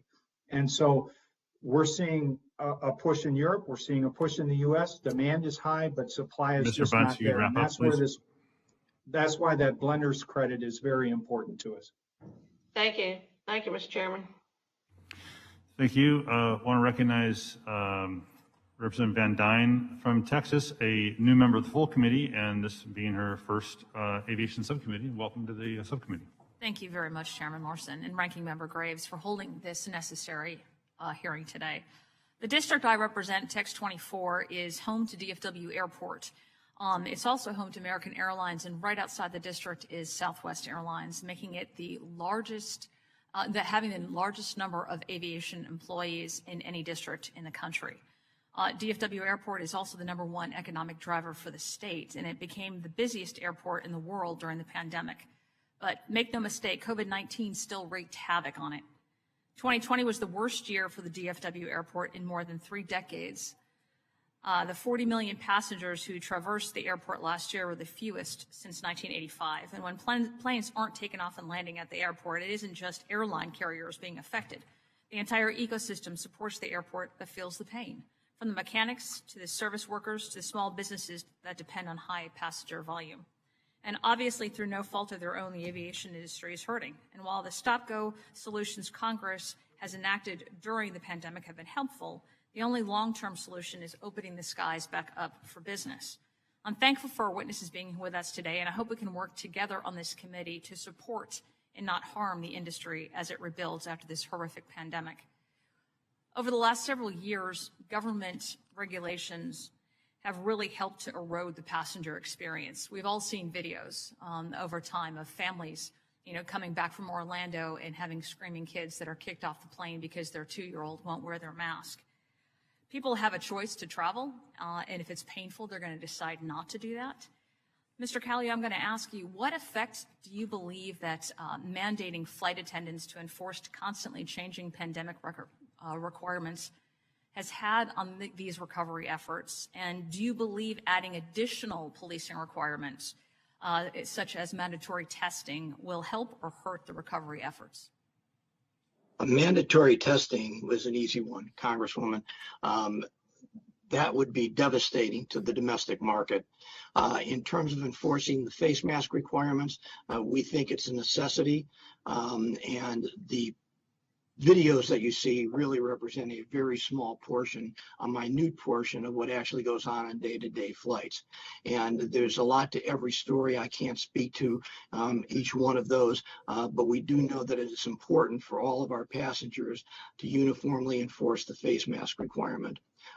Getting back to mandatory testing, we are doing it in an effort because it's scalable currently on an international level. But if it were to try to be imposed on a domestic basis, it would bring the market to a flat halt. What do you believe is an approximate timeline for a full return to normalcy for commercial airline passengers in passenger capacity and revenues? I would be in high demand if I could actually answer that. But as one of my board members, in fact, Gary Kelly from Southwest said to me the other day, we can plan, but we can't forecast. And what he means is the forecasts have all been wrong. It depends on so many different variables, yet the airlines have to plan. So you're likely to see probably an excess number of seats in the market over the summer in case people do come back. But if they don't get filled, that exacerbates the off. I mean, we're hoping that there's going to be a significant uptick by the end of the summer and throughout the fall. We're not going to see anything close to 2019, we don't think, until 2023 or 2024. We'd like to see it earlier. What we need also, and part of that, leisure travel and domestically will come back first. We need the international travel that Congresswoman Titus talked about to come back, and we need business travel to come back, where people will go again and sit down and cut a business deal face to face. Excellent. Thank you very much. Mr. Bolin, like you, I am very concerned about the future of health-related regulations for airlines. In the full committee's markup on the budget reconciliation bill, I was proud to sponsor an amendment that didn't. Mr. Bolin, could you mute until the question's over? We're just getting some feedback out of your microphone. Thank you very much. Thank you. In the full committee's markup on the budget reconciliation bill, I was proud to sponsor an amendment that didn't allow funds in the act to go towards a program mandating that passengers provide a negative COVID test before domestic air travel. What are some other regulations we should be worried about, both in the short and long term? Well, I think that's a good example where we were looking at a requirement that was really not something that we have an infrastructure to address. And so I think going through this entire process, we have been working on things that we can do together, ways to move forward with that layered approach that Captain DePete talked about. So we're learning as we go. But I think it's important when it comes to mandates and requirements, we make sure that we have an ability to actually go through with that. And that's why I think these testing requirements, just at the domestic level, are so important. All right. Thank you very much. I yield back the balance of my time, Mr. Chairman. Thank you. Next, I'll recognize Representative Payne from New Jersey. Representative Payne, you're recognized for 5 minutes. Yeah, Representative Payne, you're recognized for 5 minutes.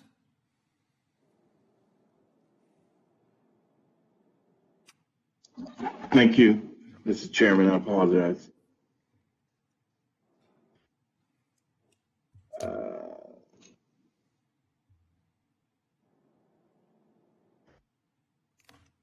Sorry, Representative Payne. Let's see. Yeah. Yes. Okay, great. Hello? Go ahead. Yeah, 5 minutes. Go. Thank you, sir. Mr. Callio, I'm deeply concerned about the pandemic's effects on the workers at my district's Newark Liberty International Airport. And, you know, these workers depend on the payroll support program during this historic decrease in air travel over the past year. I'm pleased that we've taken several steps to extend the PSP since the pandemic began, including funds in the American Rescue Plan that we passed last week. Can you please share with us how PSP has allowed companies to avoid massive layoffs, and what steps can we take to guarantee the money continues to support workers? Congressman, thank you. Again, PSP, we believe, is the most successful provision in the CARES Act. It's done exactly what it was intended to do. Excuse me. It's kept workers online and on the payroll. That means they're not collecting unemployment. They're paying taxes, paying Medicare taxes as well, Social Security. The program has worked as intended. You know, if anything, if it could work better, it ended up being 70% grants, 30% loans and warrants. So it covered it, in the first tranche, it covered about probably about 70% of the airline's cost in keeping their employees online. The simplest thing to do is have the Senate pass this extension. It will keep people online again until September 30th, and it will avoid many, many layoffs. It's, again, successful keeping people working and avoiding a lot of furloughs and layoffs that otherwise would have had to happen because of where demand is. Thank you. Mr. Lytle, as you know, many of the workers at Newark are employed by the airport and not one of the airlines. They can be forgotten when talk about financial support and job protection is spoken of. What specific supports are necessary for all the people who work at the airport and not just the airline's employees? Thank you, Representative Payne. The aviation industry lost about $23 billion last year, and we're forecasted to lose $17 billion this year. The CARES Act monies that were afforded to us allowed us, for example, to provide relief to our concessionaires at the airport, but not only the airport line and retail concessionaires, it allowed us to provide relief to the airlines, to taxi operators, to all the concessionaires basically at the airport, rent-a-car companies, etc. And that allowed them not to have to lay off any employees or to provide furlough for a lot of the employees. So it is critical that we continue to get this type of support so we can provide this relief to all the tenants here at the airport, because our survival actually depends on their survival as well. So we lost about $350 million last year, and without the CARES Act, another CARES Act fund, we would have had to lay off people at our airport as well, which throughout the entire 2020, we did not have to do any layoffs.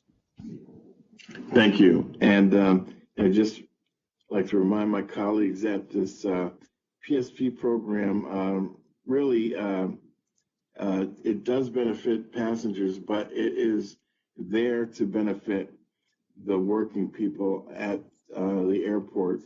And let's continue to make sure that everyone is considered during this pandemic, and not just the airline workers, but everyone at the airports. With that, Mr. Chairman, I'll yield back.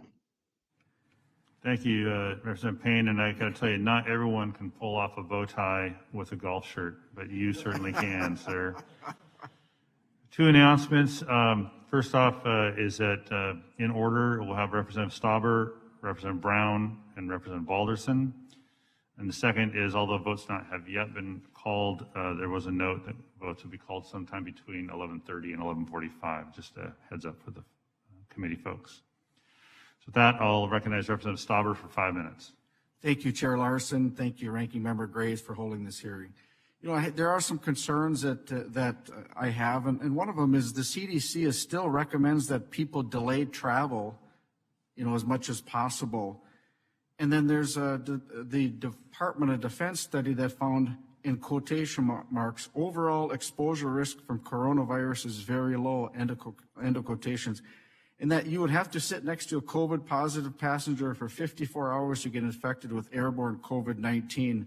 Since this pandemic, I have had the privilege to fly several airlines, and out of my hometown of Duluth, Minnesota, I fly Delta, and I can tell you that I feel very, very comfortable, not only in the airports, in the smaller airports that I frequent, but also boarding the plane. I think the airline industry has done a real good job under difficult circumstances to make sure that the passengers and those feel safe. And I can say that it's been almost a year now, and I think the airlines have been put in a difficult spot, but coming out of it. And I appreciate all the professionalism that you have shown. The HEPA filters, for example, these are the same filters that are in our hospital surgical rooms. And I think that it's important that we recognize the advancement made in not only aviation safety, but aviation air quality as well.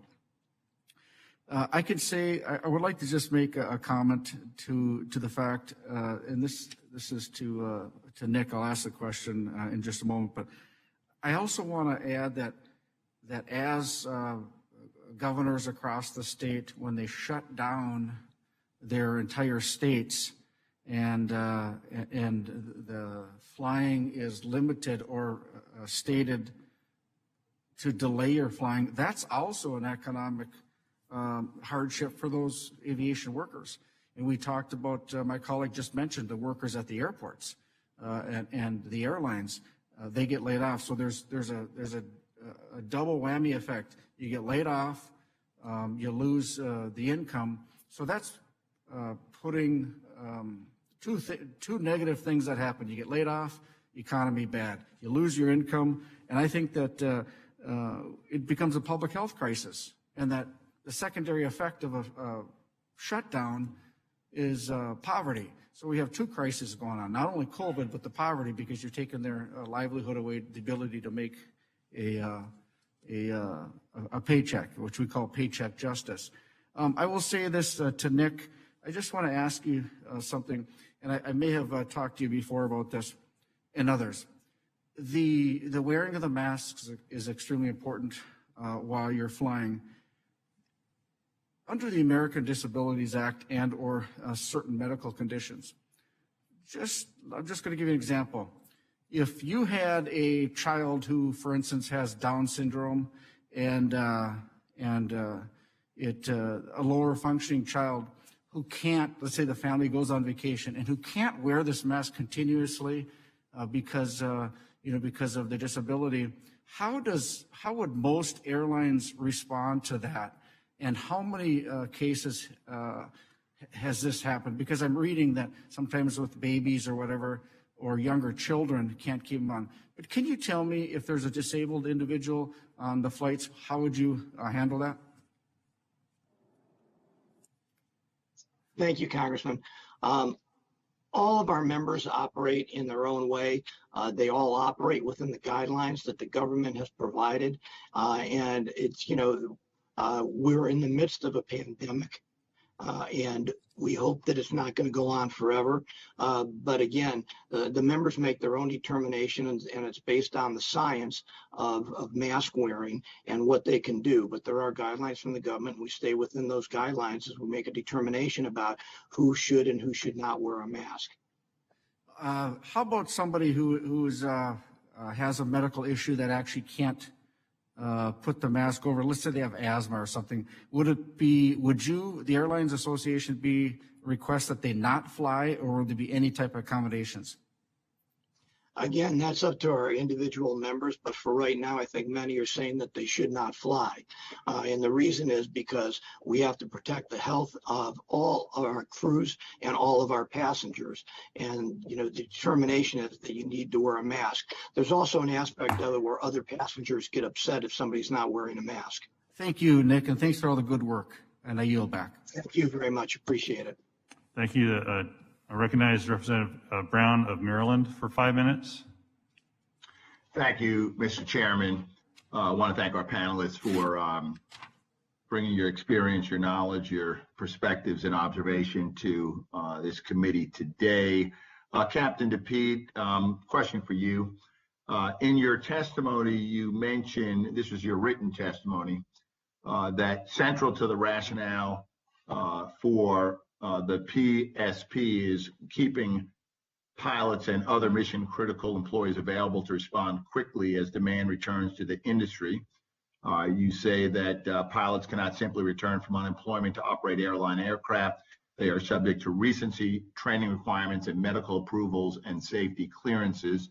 As a former Army pilot, I certainly appreciate and understand the concept of diminishing skills, and that time away from the cockpit can contribute to just that and put at greater risk both pilot and crew and passengers in flight operations. So, Captain DePete, when a pilot is furloughed, how does that impact their ability to get back on the job once they're rehired? Kind of share with us a little bit about sort of diminishing skills and why we need to keep pilots and air crews flying. Thank you for the question, Representative Brown. Good to see you again. Great question. And look, thankfully, we can say that through the hard work of this committee with PSP, you've made that pretty easy for us. We haven't really had to deal with that too much. But if March 31st goes by and we don't have a solution, we may be looking at more of a problem there. But however, the way the training works and the certifications work is that the longer you're out, right, the more the training is required to come back in. However, saying that, the training is exactly the same. You will be 100% ready to go and do it again. I mean, we train to the very highest standards. But I think that's the important thing to realize, is that if we want a rapid recovery, it's so important that we get this next installment of the PSP so that we don't have to deal with those kinds of issues. Because the longer it takes to spool up, if we're faced with an accelerated curve here pretty soon as we begin getting a recovery, we want to be ready for that. And I'd say I'd ask you this, just ask yourself one question. If it wasn't for the PSP and it wasn't for a healthy airline industry, what would COVID have really looked like? It was bad enough, but could you imagine if we didn't have the PPE, the ventilators, we didn't have those supplies coming in, moving healthcare workers left and right, and saving the holidays and for people to be able to ship things and food on shelves? I mean, it would have been disastrous. What I'm trying to say, Representative Brown, is you did a great thing, and the committee needs to be rewarded for that. Hats off to you. Well, thank you for your response. Let me go over to Mr. Callio. In your written testimony, you mentioned that U.S. Airlines have implemented multiple layers of measures aimed at preventing virus transmission aboard the aircraft. You also outlined a number of those today, including strict face covering requirements, pre-flight health forms, enhanced disinfection protocols, and hospital-grade filtration systems. Can you talk a little bit about the challenges that the airlines are facing in sort of implementing those safeguards and those measures? What has that experience been like? Who is primarily responsible for implementing those, and what has been the response from the flying public? I guess I'd start at the end, Congressman Brown.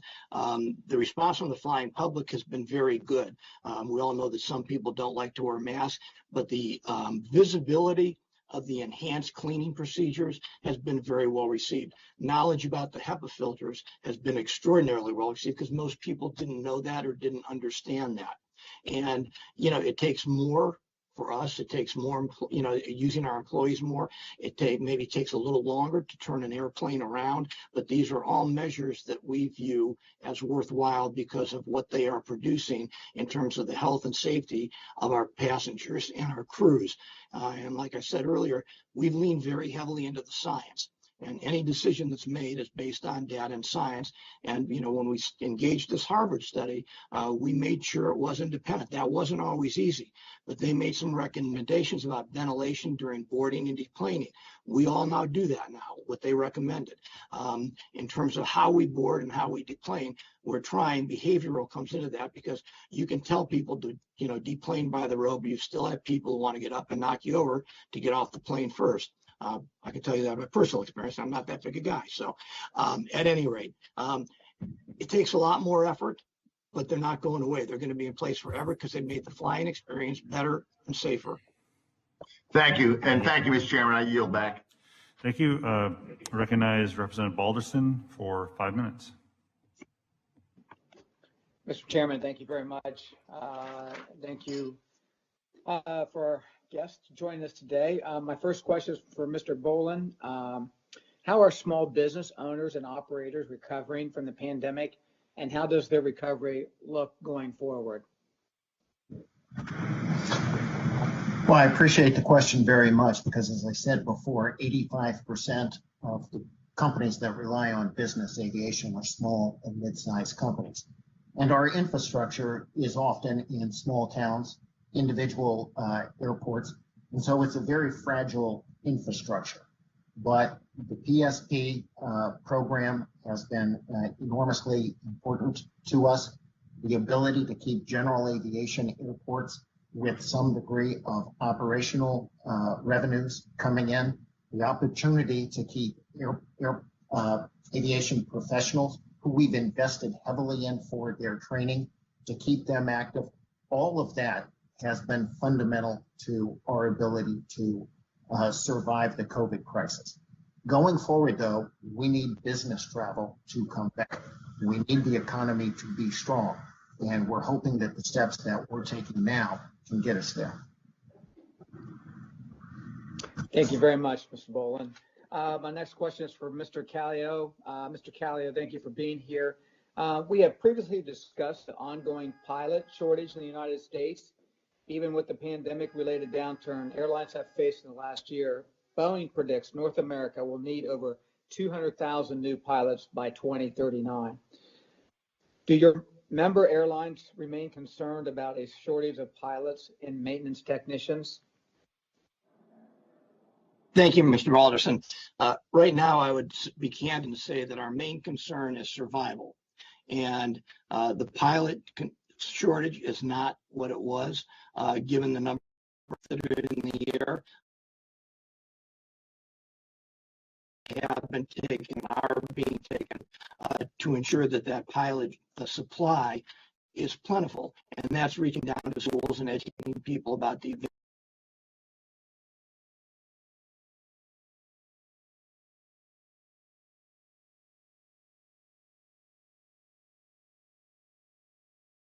line, all of our employees, most of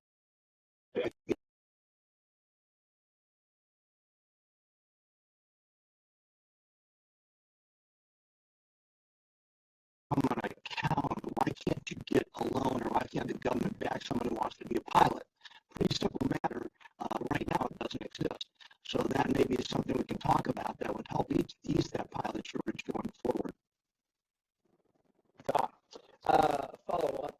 How can the federal government and your member airlines work together to ensure there is a pool of qualified individuals in the aviation industry in the future? And I think you just brought up a great point. Captain DePete, I would also, if you could extend your thoughts on that same issue, since Mr. Callio gave a really good thought. Sure. Thank you, Representative Balderson. No one is more invested in the future of the profession than the Airline Pilots Association. We have a professional pilot development group that is, consists of our leadership, membership, and education committees. We have various LOAs with schools around the country to encourage people to come into the profession. And we're constantly building and protecting the profession to make sure that it's a profession that people want to come to. Because when we talk about the word shortage, I think we need to ask ourselves a little question as to when this is all said and done, as to why, where would there be, where are the choke points for that to happening? When you look at what goes on amongst the smaller carriers right now, there's a tremendous amount of turmoil there. We've lost ExpressJet, we've lost Compass, we've lost Trans-States. It's a very unstable entry point into the industry. So we think we need to really tackle some of the bigger issues as to what the real reasons for the shortage are. And then now when we do get, how am I doing on time? Okay. When we do get the recovery going, I think with all the people who took voluntary outs to help their fellow pilots and companies to survive, we'll need to look at that question. But together with what we're doing with professional development, our diversity and inclusion efforts here at the Airline Pilots Association, I think we'll be in pretty good shape. Okay. Thank you very much. Mr. Chairman, I yield back. All right. Thank you, Mr. Balderson. The chair now recognizes Mr. Stanton for 5 minutes. All right. Thank you very much, Mr. Chair, and thank you to each of the outstanding witnesses in today's hearing. In my home state of Arizona, the COVID-19 pandemic has had a major negative impact on two key economic engines for our state and region, Phoenix Sky Harbor International Airport, as well as Phoenix Mesa Gateway Airport. After a year in which Sky Harbor had a record 46 million passengers, boardings in 2020 dropped by more than half. We haven't seen that level of boardings in over 30 years. March is typically one of the busiest months in Sky Harbor, yet with many major events delayed or with limited attendance, recovery continues to be slow.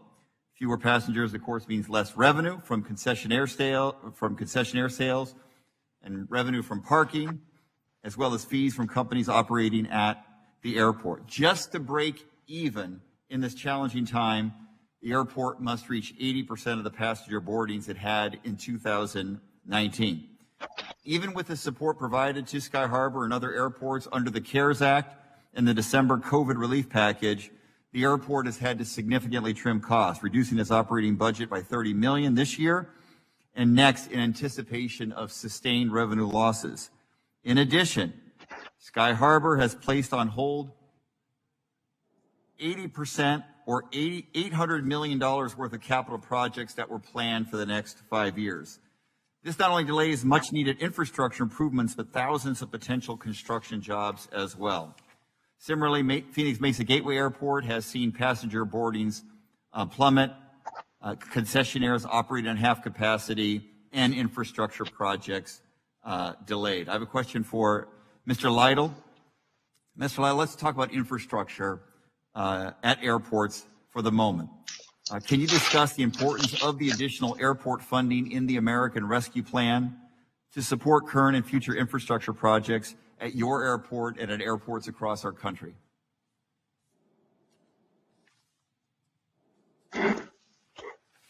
Yeah, thank you. The additional funding that we are hoping that we'll get from the American Rescue Plan is going to go a long way to help us.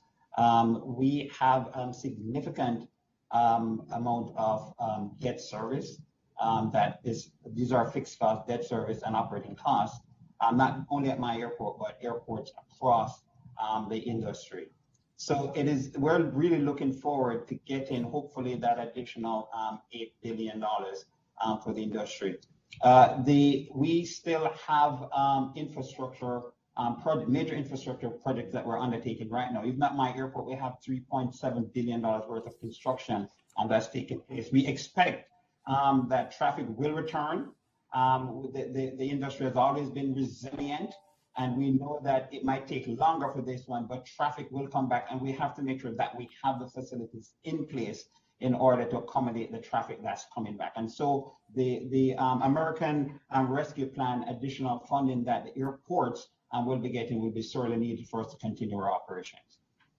Thank you very much. And a quick question for Mr. Callio. As more COVID vaccines are administered, governments around the world are exploring the use of digital health passports to encourage travel and facilitate a return to normalcy. Congressmember Mass asked a similar question, but I wanted to follow up on that. What are your thoughts about digital health pass and what necessary safety elements need to be in place before current travel restrictions are lifted? Thank you. We think that verifiable testing and vaccination data is critical to the return of travel. We do believe that there are principles that should be applied across the board to make this workable and protect the rights of passengers. We would be happy to brief the committee on where we stand on this, because we have laid out a series of elements that we think ought to be in place to make these health passports both workable and as easy on passengers as possible. Okay, we look forward to following up with you, and then maybe an opportunity for you to brief this committee, because I think digital health passes provide some optimism about speeding up the process of returning to normalcy in the industry. I yield back. Okay, Mahalo, Mr. Stanton. The chair now recognizes Mr. Nels for 5 minutes. Thank you, Chair. My questions or comments are really geared towards Mr. DePete, and I want to thank you for what you do representing the 59,000 members in the airline industry. Your comments regarding this committee, this subcommittee, and the support that you have received with the PSP program. This is all about a partnership and doing everything we can to keep the airline industry and the American people flying. My comments or questions are more geared to your written testimony as it relates to international travel. And in your written testimony, you talk about some of the airline employees, whether they're pilots or crew members. You reference Hong Kong and the horrible conditions, the substandard conditions in some of the hospitals where COVID positive the pilots that have tested positive for COVID are locked in some of these hospital rooms with other patients in deplorable, substandard government quarters for days. One of the employees being detained for 3 weeks, and you mentioned in your written testimony that you believe that the government should intervene or do something about this, and I wholeheartedly support that idea that when American citizens, when your members, employees are in foreign countries and they test positive for COVID, that we should try to find a way to help get those people safely evacuated back to the great US of A. It's not only those that have tested positive for COVID, but some of the stories I'm hearing regarding employees that are flying into foreign countries. An example, I'm hearing stories about, Tokyo and Seoul, where the pilots and crews are being escorted to their hotel, and then they're subject to, they're locked in their hotel, and it can be for days, because these layovers could be 3, 4, 5 days. Even worse, I've heard a story, and whether it's Sydney, Australia, where police are escorting the crew and the pilots to a hotel. They're locked in their hotel room without the key, and they can't leave their hotel room. And I can't imagine what it'd be like to be in that condition for 3, 4 days, knowing that you're eventually going to have to take the flight back. How has this type of treatment overseas affected your members? Has it affected the morale or maybe operations? Are you seeing more employees saying, I'm calling in sick, there's no way I'm going back to Sydney, Australia? If you could help me with that. And what can we do to help you? Thank you, Representative Neal. That is a great question. And it's a problem, and you laid it out quite well. I mean, upon entry of our crews, like say, for instance, in Hong Kong, for example, they're administered a test. If they come up positive, they're put in Asia World Expo Center for an unlimited time, mixed up with other people who are COVID positive. If they're in close contact with somebody who was COVID positive, they're brought to Penny's Bay, another type of facility like that. There are oftentimes that we've heard from our crews that the conditions are deplorable. I have pictures of them you just wouldn't believe. In addition, if there's additional testing necessary, they're now drawing blood from these pilots, several vials often in a day. This strikes at the very heart of the dignity of work. And in terms of the effect on the pilot's morale, it has a deleterious effect. I mean, our pilots are now, every time they start to let down and enter the airspace, they're wondering if they're coming home again. And we do need help. We've been talking to our carriers to try to work out a solution. The solution is to just stop the layovers in Hong Kong in that specific instance until the situation improves. And we could use the help of the committee for sure.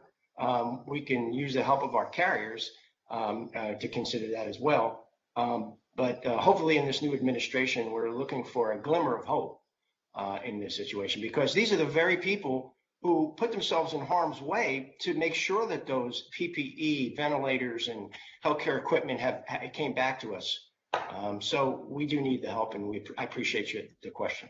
I appreciate that. Thank you, Mr. DePete, for that answer. And you have my attention. I hope you have the attention of the other members of this committee. But thank you for being with us today. Okay, thank you. The chair would now like to recognize Mr. Lamb for 5 minutes. Thank you, Mr. Chair, and thank you to all the witnesses for joining us today. I wanted to start quickly, if we could, and I apologize if you covered this while I was off, the issue of vaccinations for frontline airport workers, in particular the TSA. I'm aware that at least in Pittsburgh International, where I represent, most of them have not had the opportunity to be vaccinated. I don't know if the picture looks different around the country, but given the amount of contact that they have to have every day and their importance to our national security, are you aware of how that process is going overall, and anything we can do to speed it up besides just increase the vaccine amount, which we, of course, are trying to do? And that's just a question for any witness that can tell us about progress or challenges. Okay, Congressman, I'll take a crack at that. TSA workers are obviously essential workers. They ought to be frontline in terms of getting the vaccination, in our view, just as we believe that pilots and flight attendants and machinists should be as well, because you have that it's all part of an ecosystem. And it would be good to lend some rationality to who is and who is not a frontline worker. And there's, given the demand for vaccination, you can understand the problems, but we do believe that we could do better, that the TSA workers ought to be frontline, as should our crews. I agree. My hope is that with the addition of Johnson & Johnson now, TSA in particular will be prioritized the way the teachers are in some states that are getting those additional vaccines. My other main question, and there may be a couple of you that want to address this, is the area that I come from represent, we still have a lot of steel makers, a lot of people who split their business between defense work and aerospace work, and they've seen a big drop off, obviously, in aerospace orders in the past year.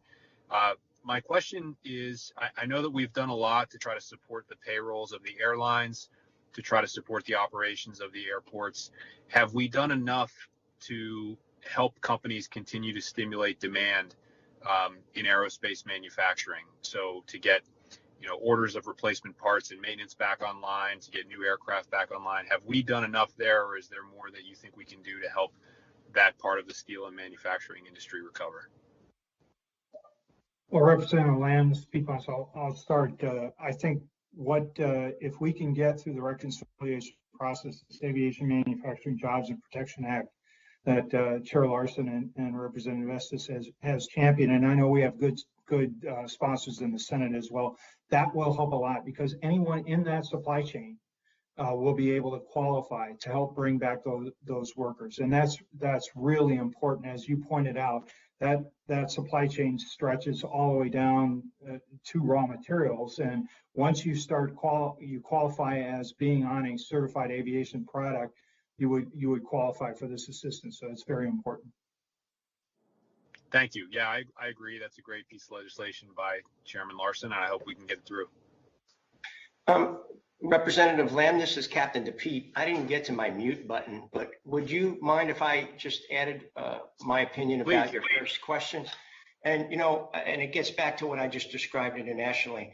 The very pilots who are tasked with bringing the vaccine home for us and charting the path towards recovery are not prioritized to get the vaccine in such a way. They should be up higher, to protect the integrity of the effort to get it out to the public. So it's just something to consider. I never could quite understand how pilots being tasked with doing that are not able to be prioritized in a higher priority to get the vaccine. So. Yeah, I agree that it's a big problem, and my hope is it's going to be fixed as the administration continues to add millions of doses a week that are being shipped out. But we will definitely keep our focus on it. Thank you all for testifying today, and I look forward to working with you going forward. Mr. Chair, I yield back. Thank you, Representative Lamb. Chair recognizes Representative Massey, but before he is recognized, I'm sorry, Delegate Norton, or Representative Norton, and Representative Fitzpatrick will follow Representative Massey. Representative Massey is recognized for 5 minutes. Looks like my button's okay, it's just not illuminated. Thank you, Mr. Chairman. I want to offer this cautionary tale for anybody who is considering the misguided policy of requiring testing before boarding a plane domestically. I have some constituents who went to Cabo San Lucas and before returning back to the United States, pursuant to the executive order that went into place on January 26th, they took a COVID test. They were asymptomatic. They tested positive for COVID. They took another test. They took a third test after waiting some time. The family failed all three tests, and so they were told to quit testing and to wait 14 days. Now, this is a family who could be able to do that, so they decided they would wait 14 days and then try to board the flight back to the United States. But they couldn't get a doctor in Mexico to sign off on that, and the airline requested that they get a doctor to sign off on the fact that they had, pursuant to CDC guidelines, been quarantined for 14 days. So they flew to Tijuana, walked across the border to the United States, got on an airplane in San Diego, and then returned to Kentucky. Now, not every family or student or employee could afford to do that, but that's the kind of chaos that would ensue, I believe, if you had some kind of testing required for domestic flights. So I hope we don't do that, and I hope that some kind of common sense prevails in the face of this January 26th executive order. Mr. Kallio, do you have any ideas for how we could clarify that executive order or implement it so that if it's going to be in place, it could be more workable?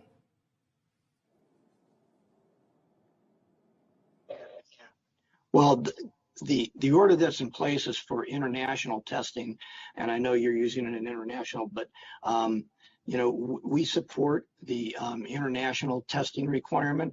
It's a means of opening up borders and making everyone feel, including the governments, more secure. But I think the patchwork of requirements makes it very difficult and very uneven in its application.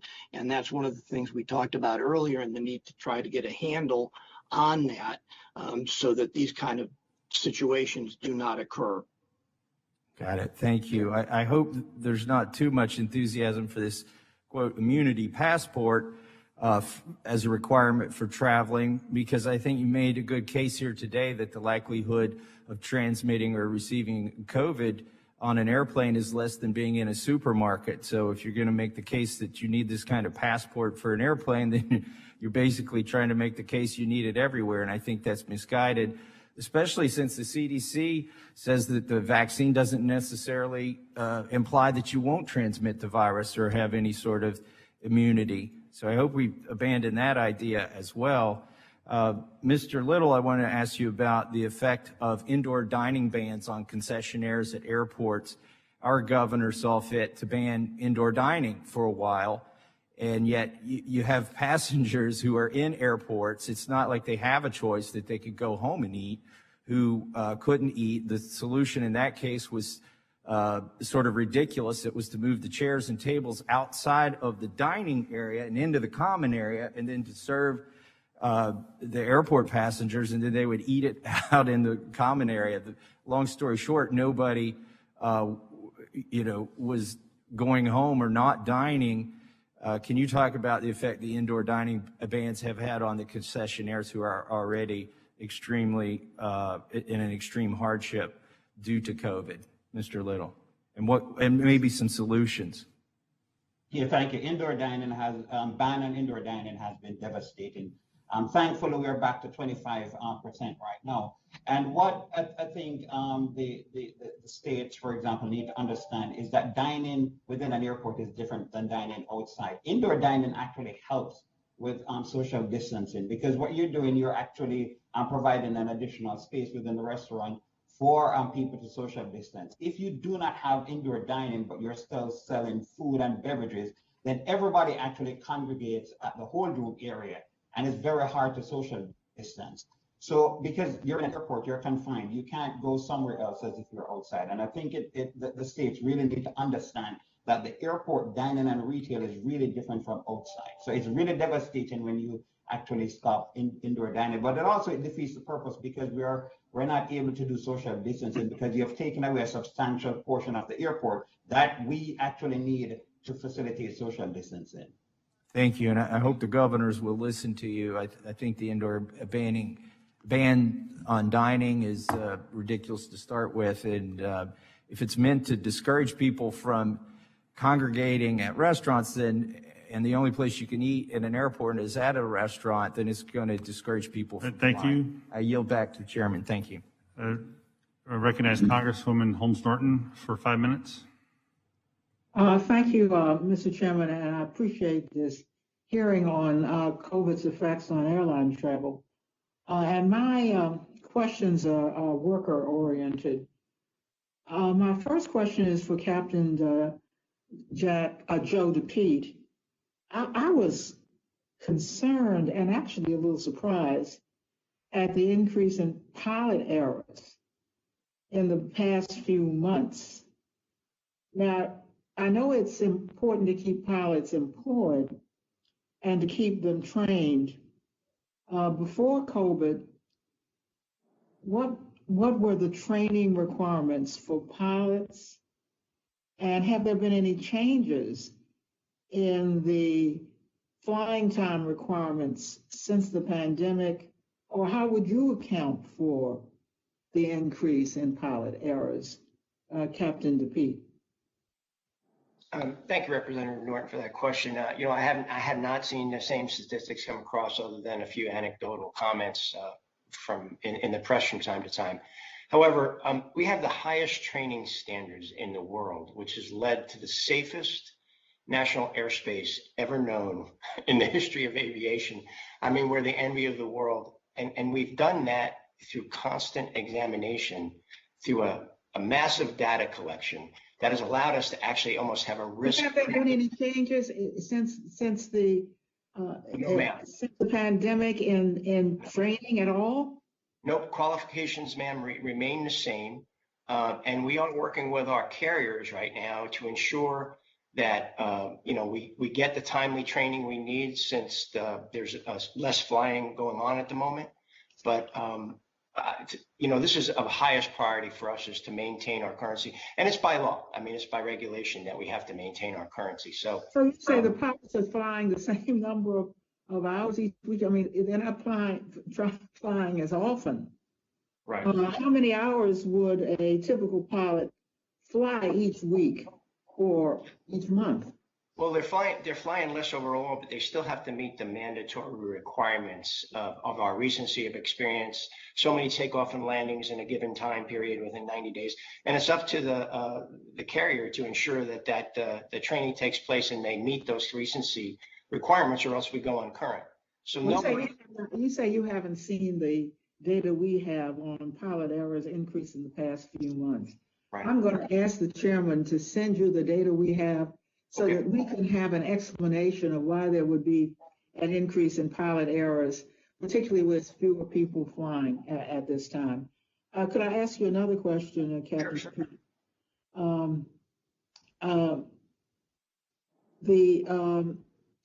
I noticed in your testimony, you touched briefly on the power of worker-centered industry relief, and said that was more important than corporate trickle-down relief that has been employed in previous crises. So I wanted you to elaborate on that. Would you mind sharing in greater detail why you think it is important to keep the workers affected by this crisis front and center? Yes, ma'am. I would glad, and I'll just start right there because I know that the investment in the workers in keeping aviation healthy is the pathway to recovery. And to just juxtapose what it was before PSP, if you recall back in 9/11, the devastating effect that had on the industry, when there wasn't a worker-forward PSP type package like the CARES Act provided initially and the subsequent PSCP payments. But back then, it was the Airline Transportation Safety Stabilization Act that formed a stabilization board. And the result of that exclusively being aimed at the industry and not at workers resulted in 50 bankruptcies and givebacks from workers of over $83.5 billion, including the very retirement security of many of those workers. So it was a colossal failure. And that's why I have to tip my hat to this committee to say that PSP is without a doubt the most historic, worker-forward, critical bridge to recovery. I think it showed great thought and planning, and it is the road because if we do not have a healthy. Can I get one more question? Can I get one more question in? Yes, ma'am. I was very concerned about what I've read about traffic levels. Congresswoman Norton, it's 5 minutes. If you want to ask the question, then we'll take the answer for the record. Actually, it's for Ms. Krause. Unfortunately, we'll have to take the answer for the record. So you can ask the question, we'll take the answer for the record. Oh, okay, so let me get the question in then. She testified that levels may not occur, and I think this is very important for this committee to find out, that traffic levels may not occur until 2023 or later. I think this committee needs to know how she came to that notion. We see already the progress that has been made, and that's 2 years from now for traffic levels in air travel. And I think this committee needs a response to that question. If you would submit that question to Ms. Krause, I would very much appreciate it. Thank you very much. We'll do that, Ms. Krause. So you have that question for the record. And with that, we'll now move to Representative Fitzpatrick, followed by Representative Garamendi and Representative Burchett. Representative Fitzpatrick, you're recognized for 5 minutes. Thank you, Mr. Chairman, for calling this very important hearing. Thank you for the panelists for your time. First question for Captain DePete. Sir, I recently reintroduced HR 911. Congress had previously passed this legislation that it introduced. Congress passed a requirement for the installation of secondary barriers on new aircrafts. And my bipartisan bill seeks now to make all commercial passenger aircraft have this important safety measure. Are secondary barriers still a necessary security tool in your opinion? As you know, sir, this was one of the 9/11 Commission recommendations that is yet to be fully implemented. Representative Fitzpatrick, thanks for that question, and thank you for your leadership on this issue over the years. I mean, I know you see the value of this, and yes, we are extremely frustrated at the lack of progress. It is ever more important that we have secondary barriers to preserve the reactionary gap when that door is opened, to protect our flight crews and the folks on the airplane. We have the PIC has a responsibility for the safe and secure conduct of a flight. And when you consider that this was in FAA reauthorization 2018, 115.254 was the public law, and we still, I remember being part of this reexamination to take a look at it again, where they basically started with, well, what do we mean by a secondary barrier? That's how bad it got. My hope is that I think there's many that share this frustration, but that with this new administration, we can urge them to move forward and get this taken care of. I mean, it's a long time coming. Thank you. Thank you, Captain Pete. And secondly, regarding the PSP, I'm a big believer in the program and extending it. And if you, sir, could just state for the record, we may have covered this ground, but I want to make sure it's on the record. Sure. How this program has helped and benefited your pilots. Well, it helped us by having a worker-focused effort for payroll and benefits, to keeping people connected with healthcare and off the unemployment insurance rolls, supporting and contributing still to the economy, and providing a pathway to recovery, because there is no recovery without a healthy airline industry. And PSP, like I keep saying, it was just a historic lifeline, not only for workers, but for our country.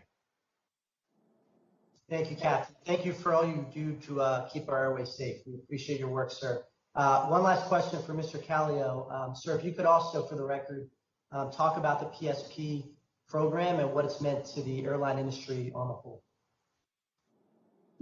Thank you, Congressman. The program is an unmitigated success.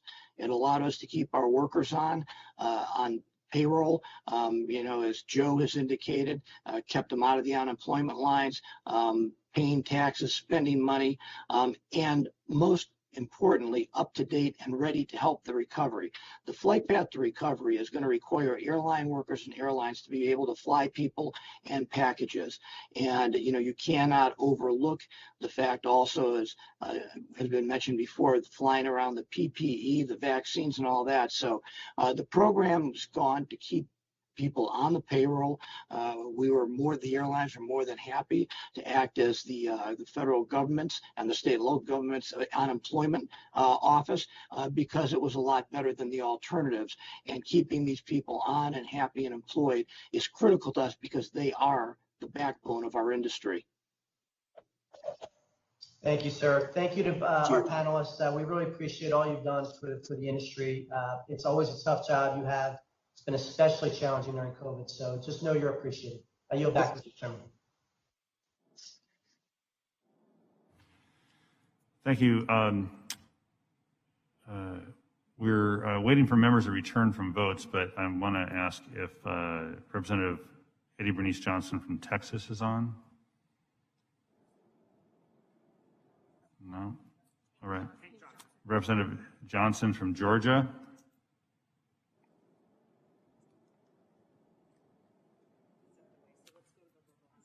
All right, we'll go with then back to the GOP side, and Representative Jimenez from Florida. You're recognized for 5 minutes. Thank you, Mr. Chairman. And I represent Miami-Dade County, and Miami-Dade County, Miami International Airport is the #1 economic generator in Miami-Dade County. It supports probably over 300,000 direct jobs or indirect jobs. So aviation is vitally important to us. So I got a question for Mr. Callio. What percentage of, and from the height in 2019, what's been the drop off in the number of flights around the country, percentage-wise?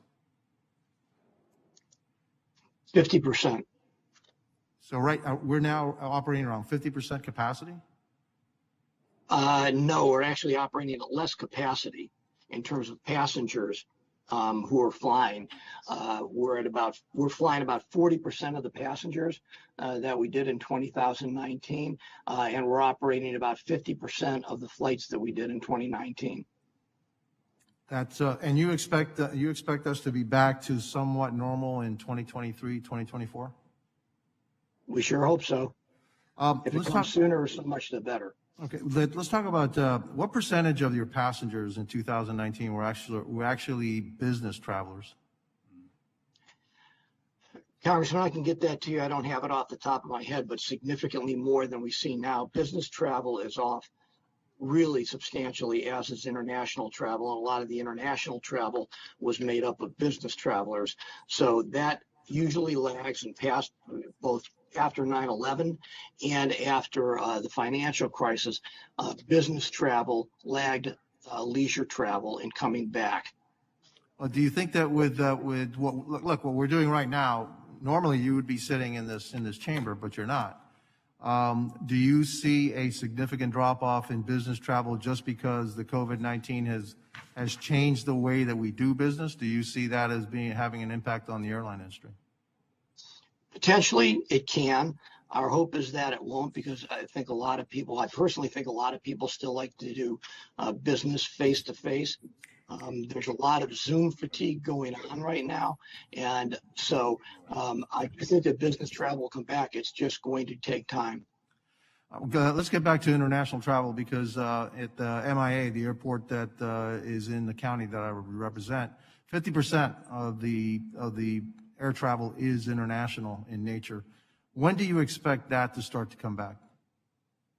That depends on what happens with vaccinations and quarantines and international testing. Right now, we still face this patchwork. As I mentioned earlier, you can't get the countries within the EU to agree with the European Commission. We have our own. We're trying to do bilaterals to encourage people to go ahead and fly. You've got to be able to fly somewhere and then have something to do and somewhere to stay. The notion that you're going to fly and spend 7 to 10 days in a hotel without being able to go out is not very conducive to making the trip.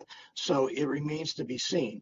Again, hopefully, as we get the virus under control, as vaccines ramp up, things will get better. But we can't forecast when. We do expect it's going to be some time.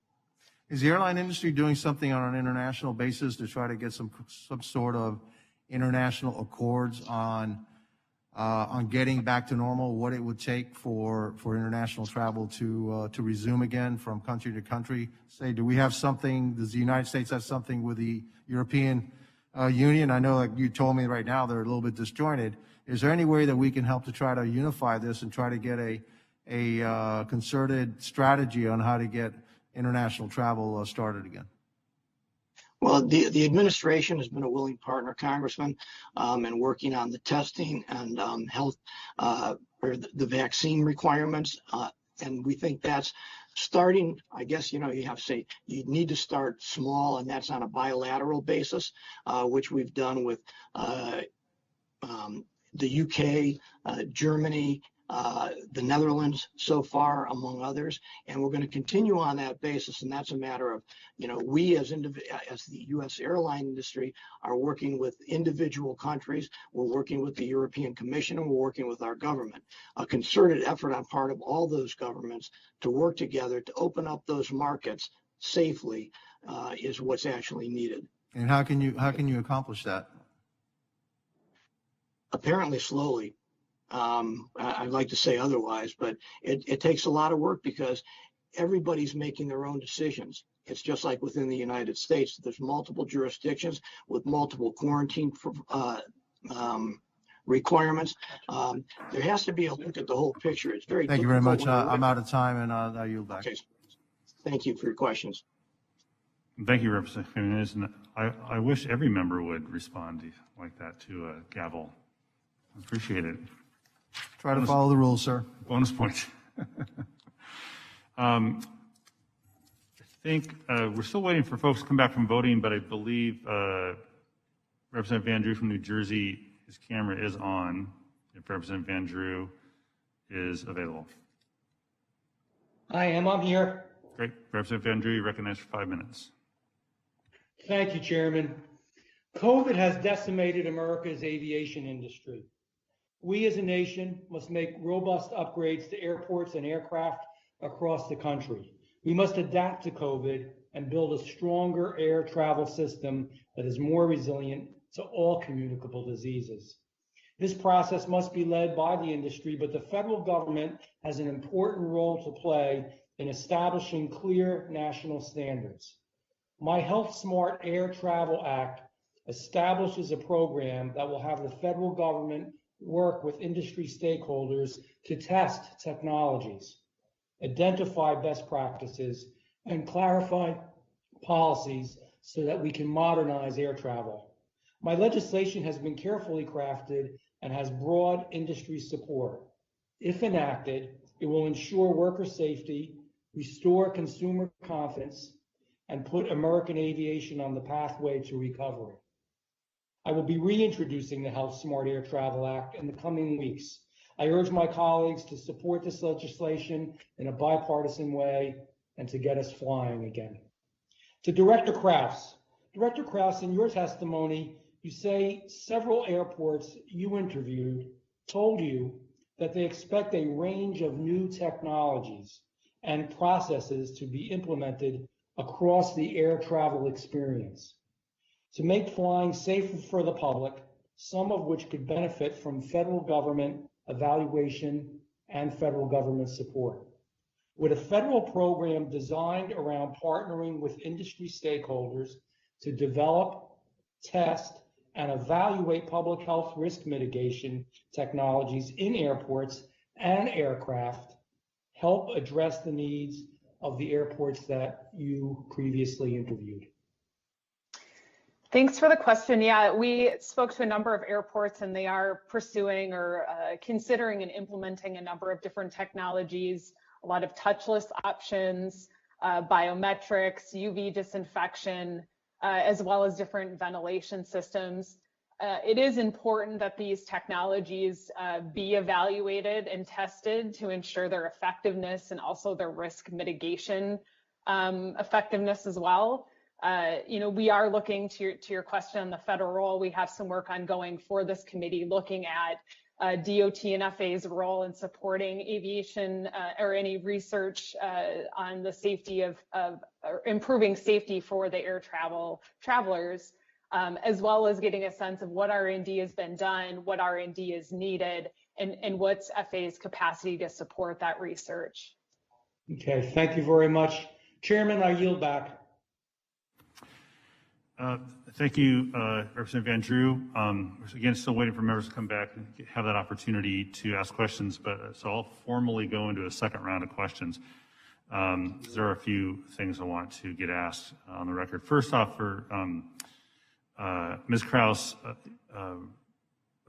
Congresswoman Holmes Norton asked a question earlier about the assumptions that GAO used to come up with its 2023-2024 timeframe for return to travel.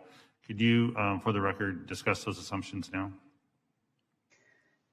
That's based on a number of forecasts that we've seen, and that is really, when you talk about 2023, 2024, that's to get to the pre-pandemic levels of 2019.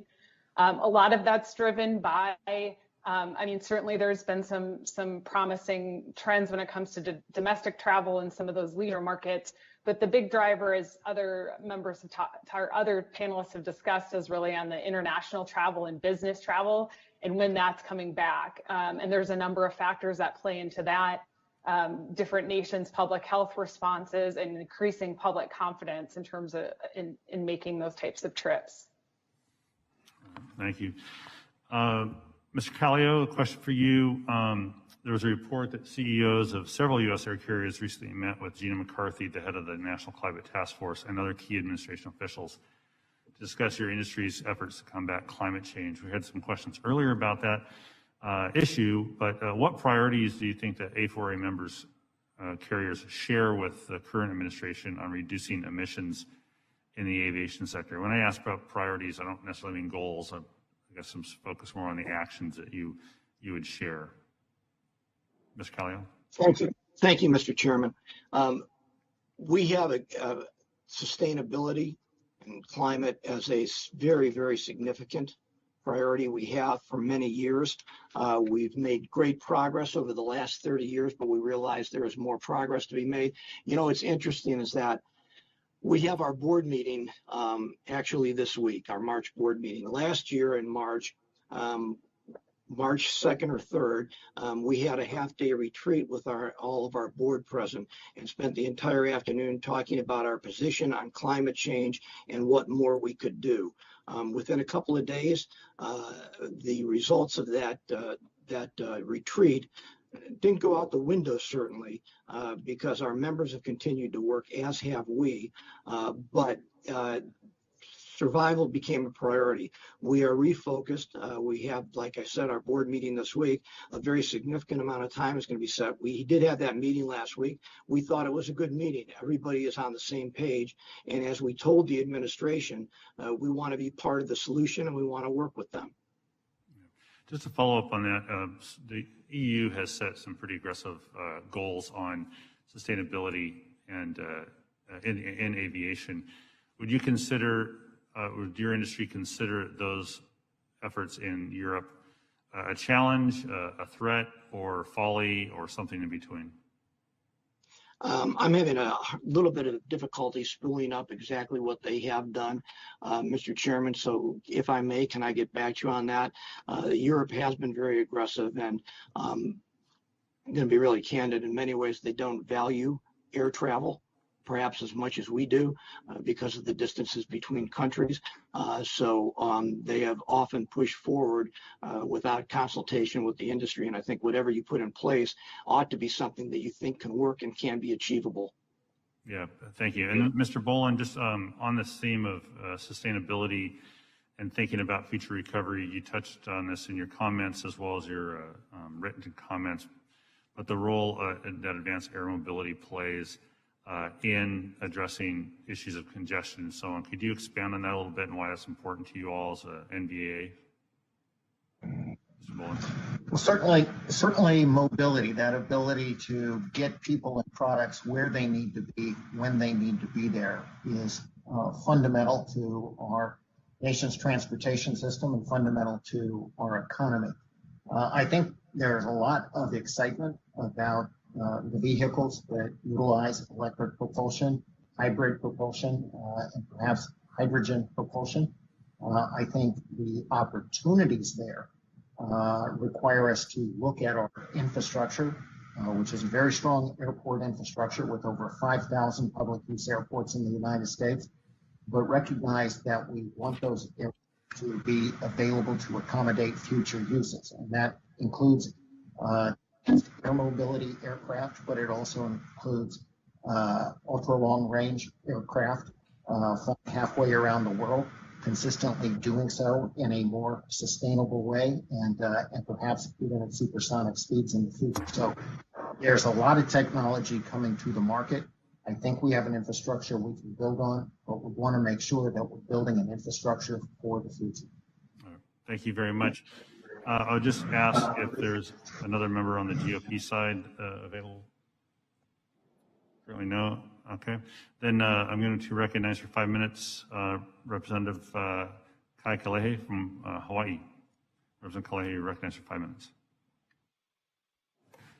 Thank you so much, Chair, and I really appreciate, Chair, you holding this committee today.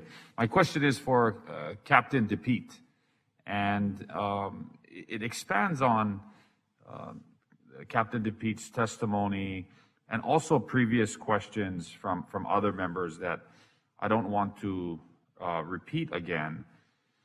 And it touches on the payroll support program. You know, because of the efforts of this committee and you know, the previous Congress and what they've done for the industry, we have avoided, you know, mass furloughs and mass layoffs of the aviation industries, and specifically members of ALPA and the almost 60,000 pilots that work for our U.S. domestic carriers. Now, many of those pilots have been able to keep their jobs and continue to receive their paychecks and their health care benefits for them and their families, and avoid extended leaves of absence or, you know, times when they wouldn't be able to fly because they've been granted a leave from the company. And obviously from Mr. DePete's testimony, he talked about how difficult it is to bring a pilot back, to get them requalified, to get their security clearances, their badging, their currency, to get them flying again. And so the best thing we can do is continue to keep them with the company and on the payroll. But what ends up happening is PSP allows airlines to do that. But for the last, let's say, 9 to almost 12 months, many of those pilots who've continued to stay on the payroll haven't been able to fly.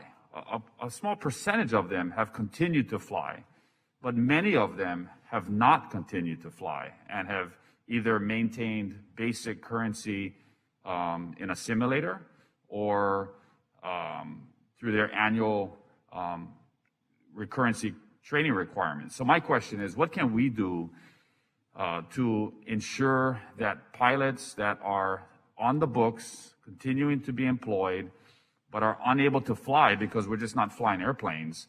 How can we as the Congress work with the industry to keep these pilots current and, more importantly, proficient?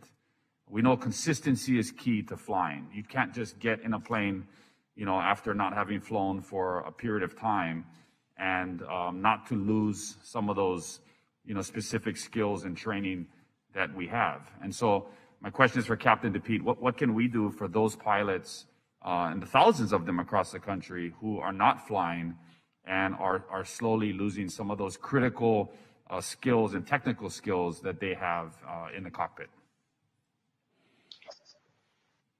Thank you, Representative Kahile, and it's great to see you in the seat. Congratulations again.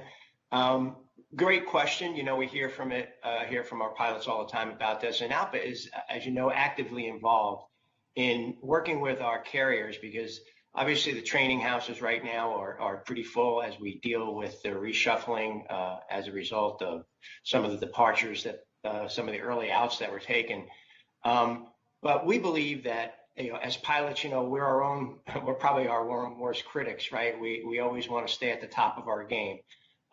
There's no substitute for the minimum of 2 well-trained, experienced, well-rested pilots out there. But you're right, there's a lot of pilots who reach their own personal limit to say, you know what, I need to get back into simulator again, or I need to go out on a line maybe with a line check airman again. And we've been working through our training council. We have a training council that actually has input from all our 34 airlines. And we're working with our carriers to ensure that any pilot who wants to do more in terms of just not more than just the normal check rides that we get, but wants to do more for proficiency, has access to be able to do that. So that's one of the areas, and we'd like to support for that. Great. Yeah, like you said, Captain DePete, sometimes, those 3 takeoff and landings every 90 days just doesn't cut it. And if we can get in the simulator more, or we can get a little bit more training, that'll help. The most important thing for all of our airlines and America's aviation infrastructure, and that's safety. Gentleman yields back. Thank you, Chair. Thank you. So with that, I think that's a great way to end this hearing on COVID-19's effects on U.S. aviation and the flight path to recovery. I want to thank the panelists today, just for the sheer numbers of members who were interested in participating. Shows that we have a keen interest on ensuring continued support for aviation and aerospace industry recovery. The recovery is multifaceted.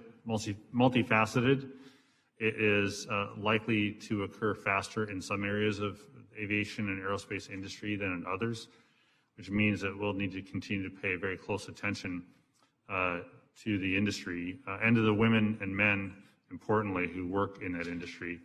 As well, we were able to discuss some of the future of aviation and what might be some of the next steps that we'll need to take to be supportive of continuing job growth in this industry, and likely to be a subject of a future hearing as well. So with that, no further questions from members. Seeing none, I want to thank the witnesses again for your testimony. Your comments have been informative. They've been very helpful. And I ask unanimous consent that the record of today's hearing remain open until such time as our witnesses have provided answers to any questions that may have been submitted to them in writing. I also ask unanimous consent that the record remain open for 15 days for any additional comments and information submitted by members or witnesses to be included in the record of today's hearing. Without objection, so ordered. And with that, the subcommittee now stands adjourned.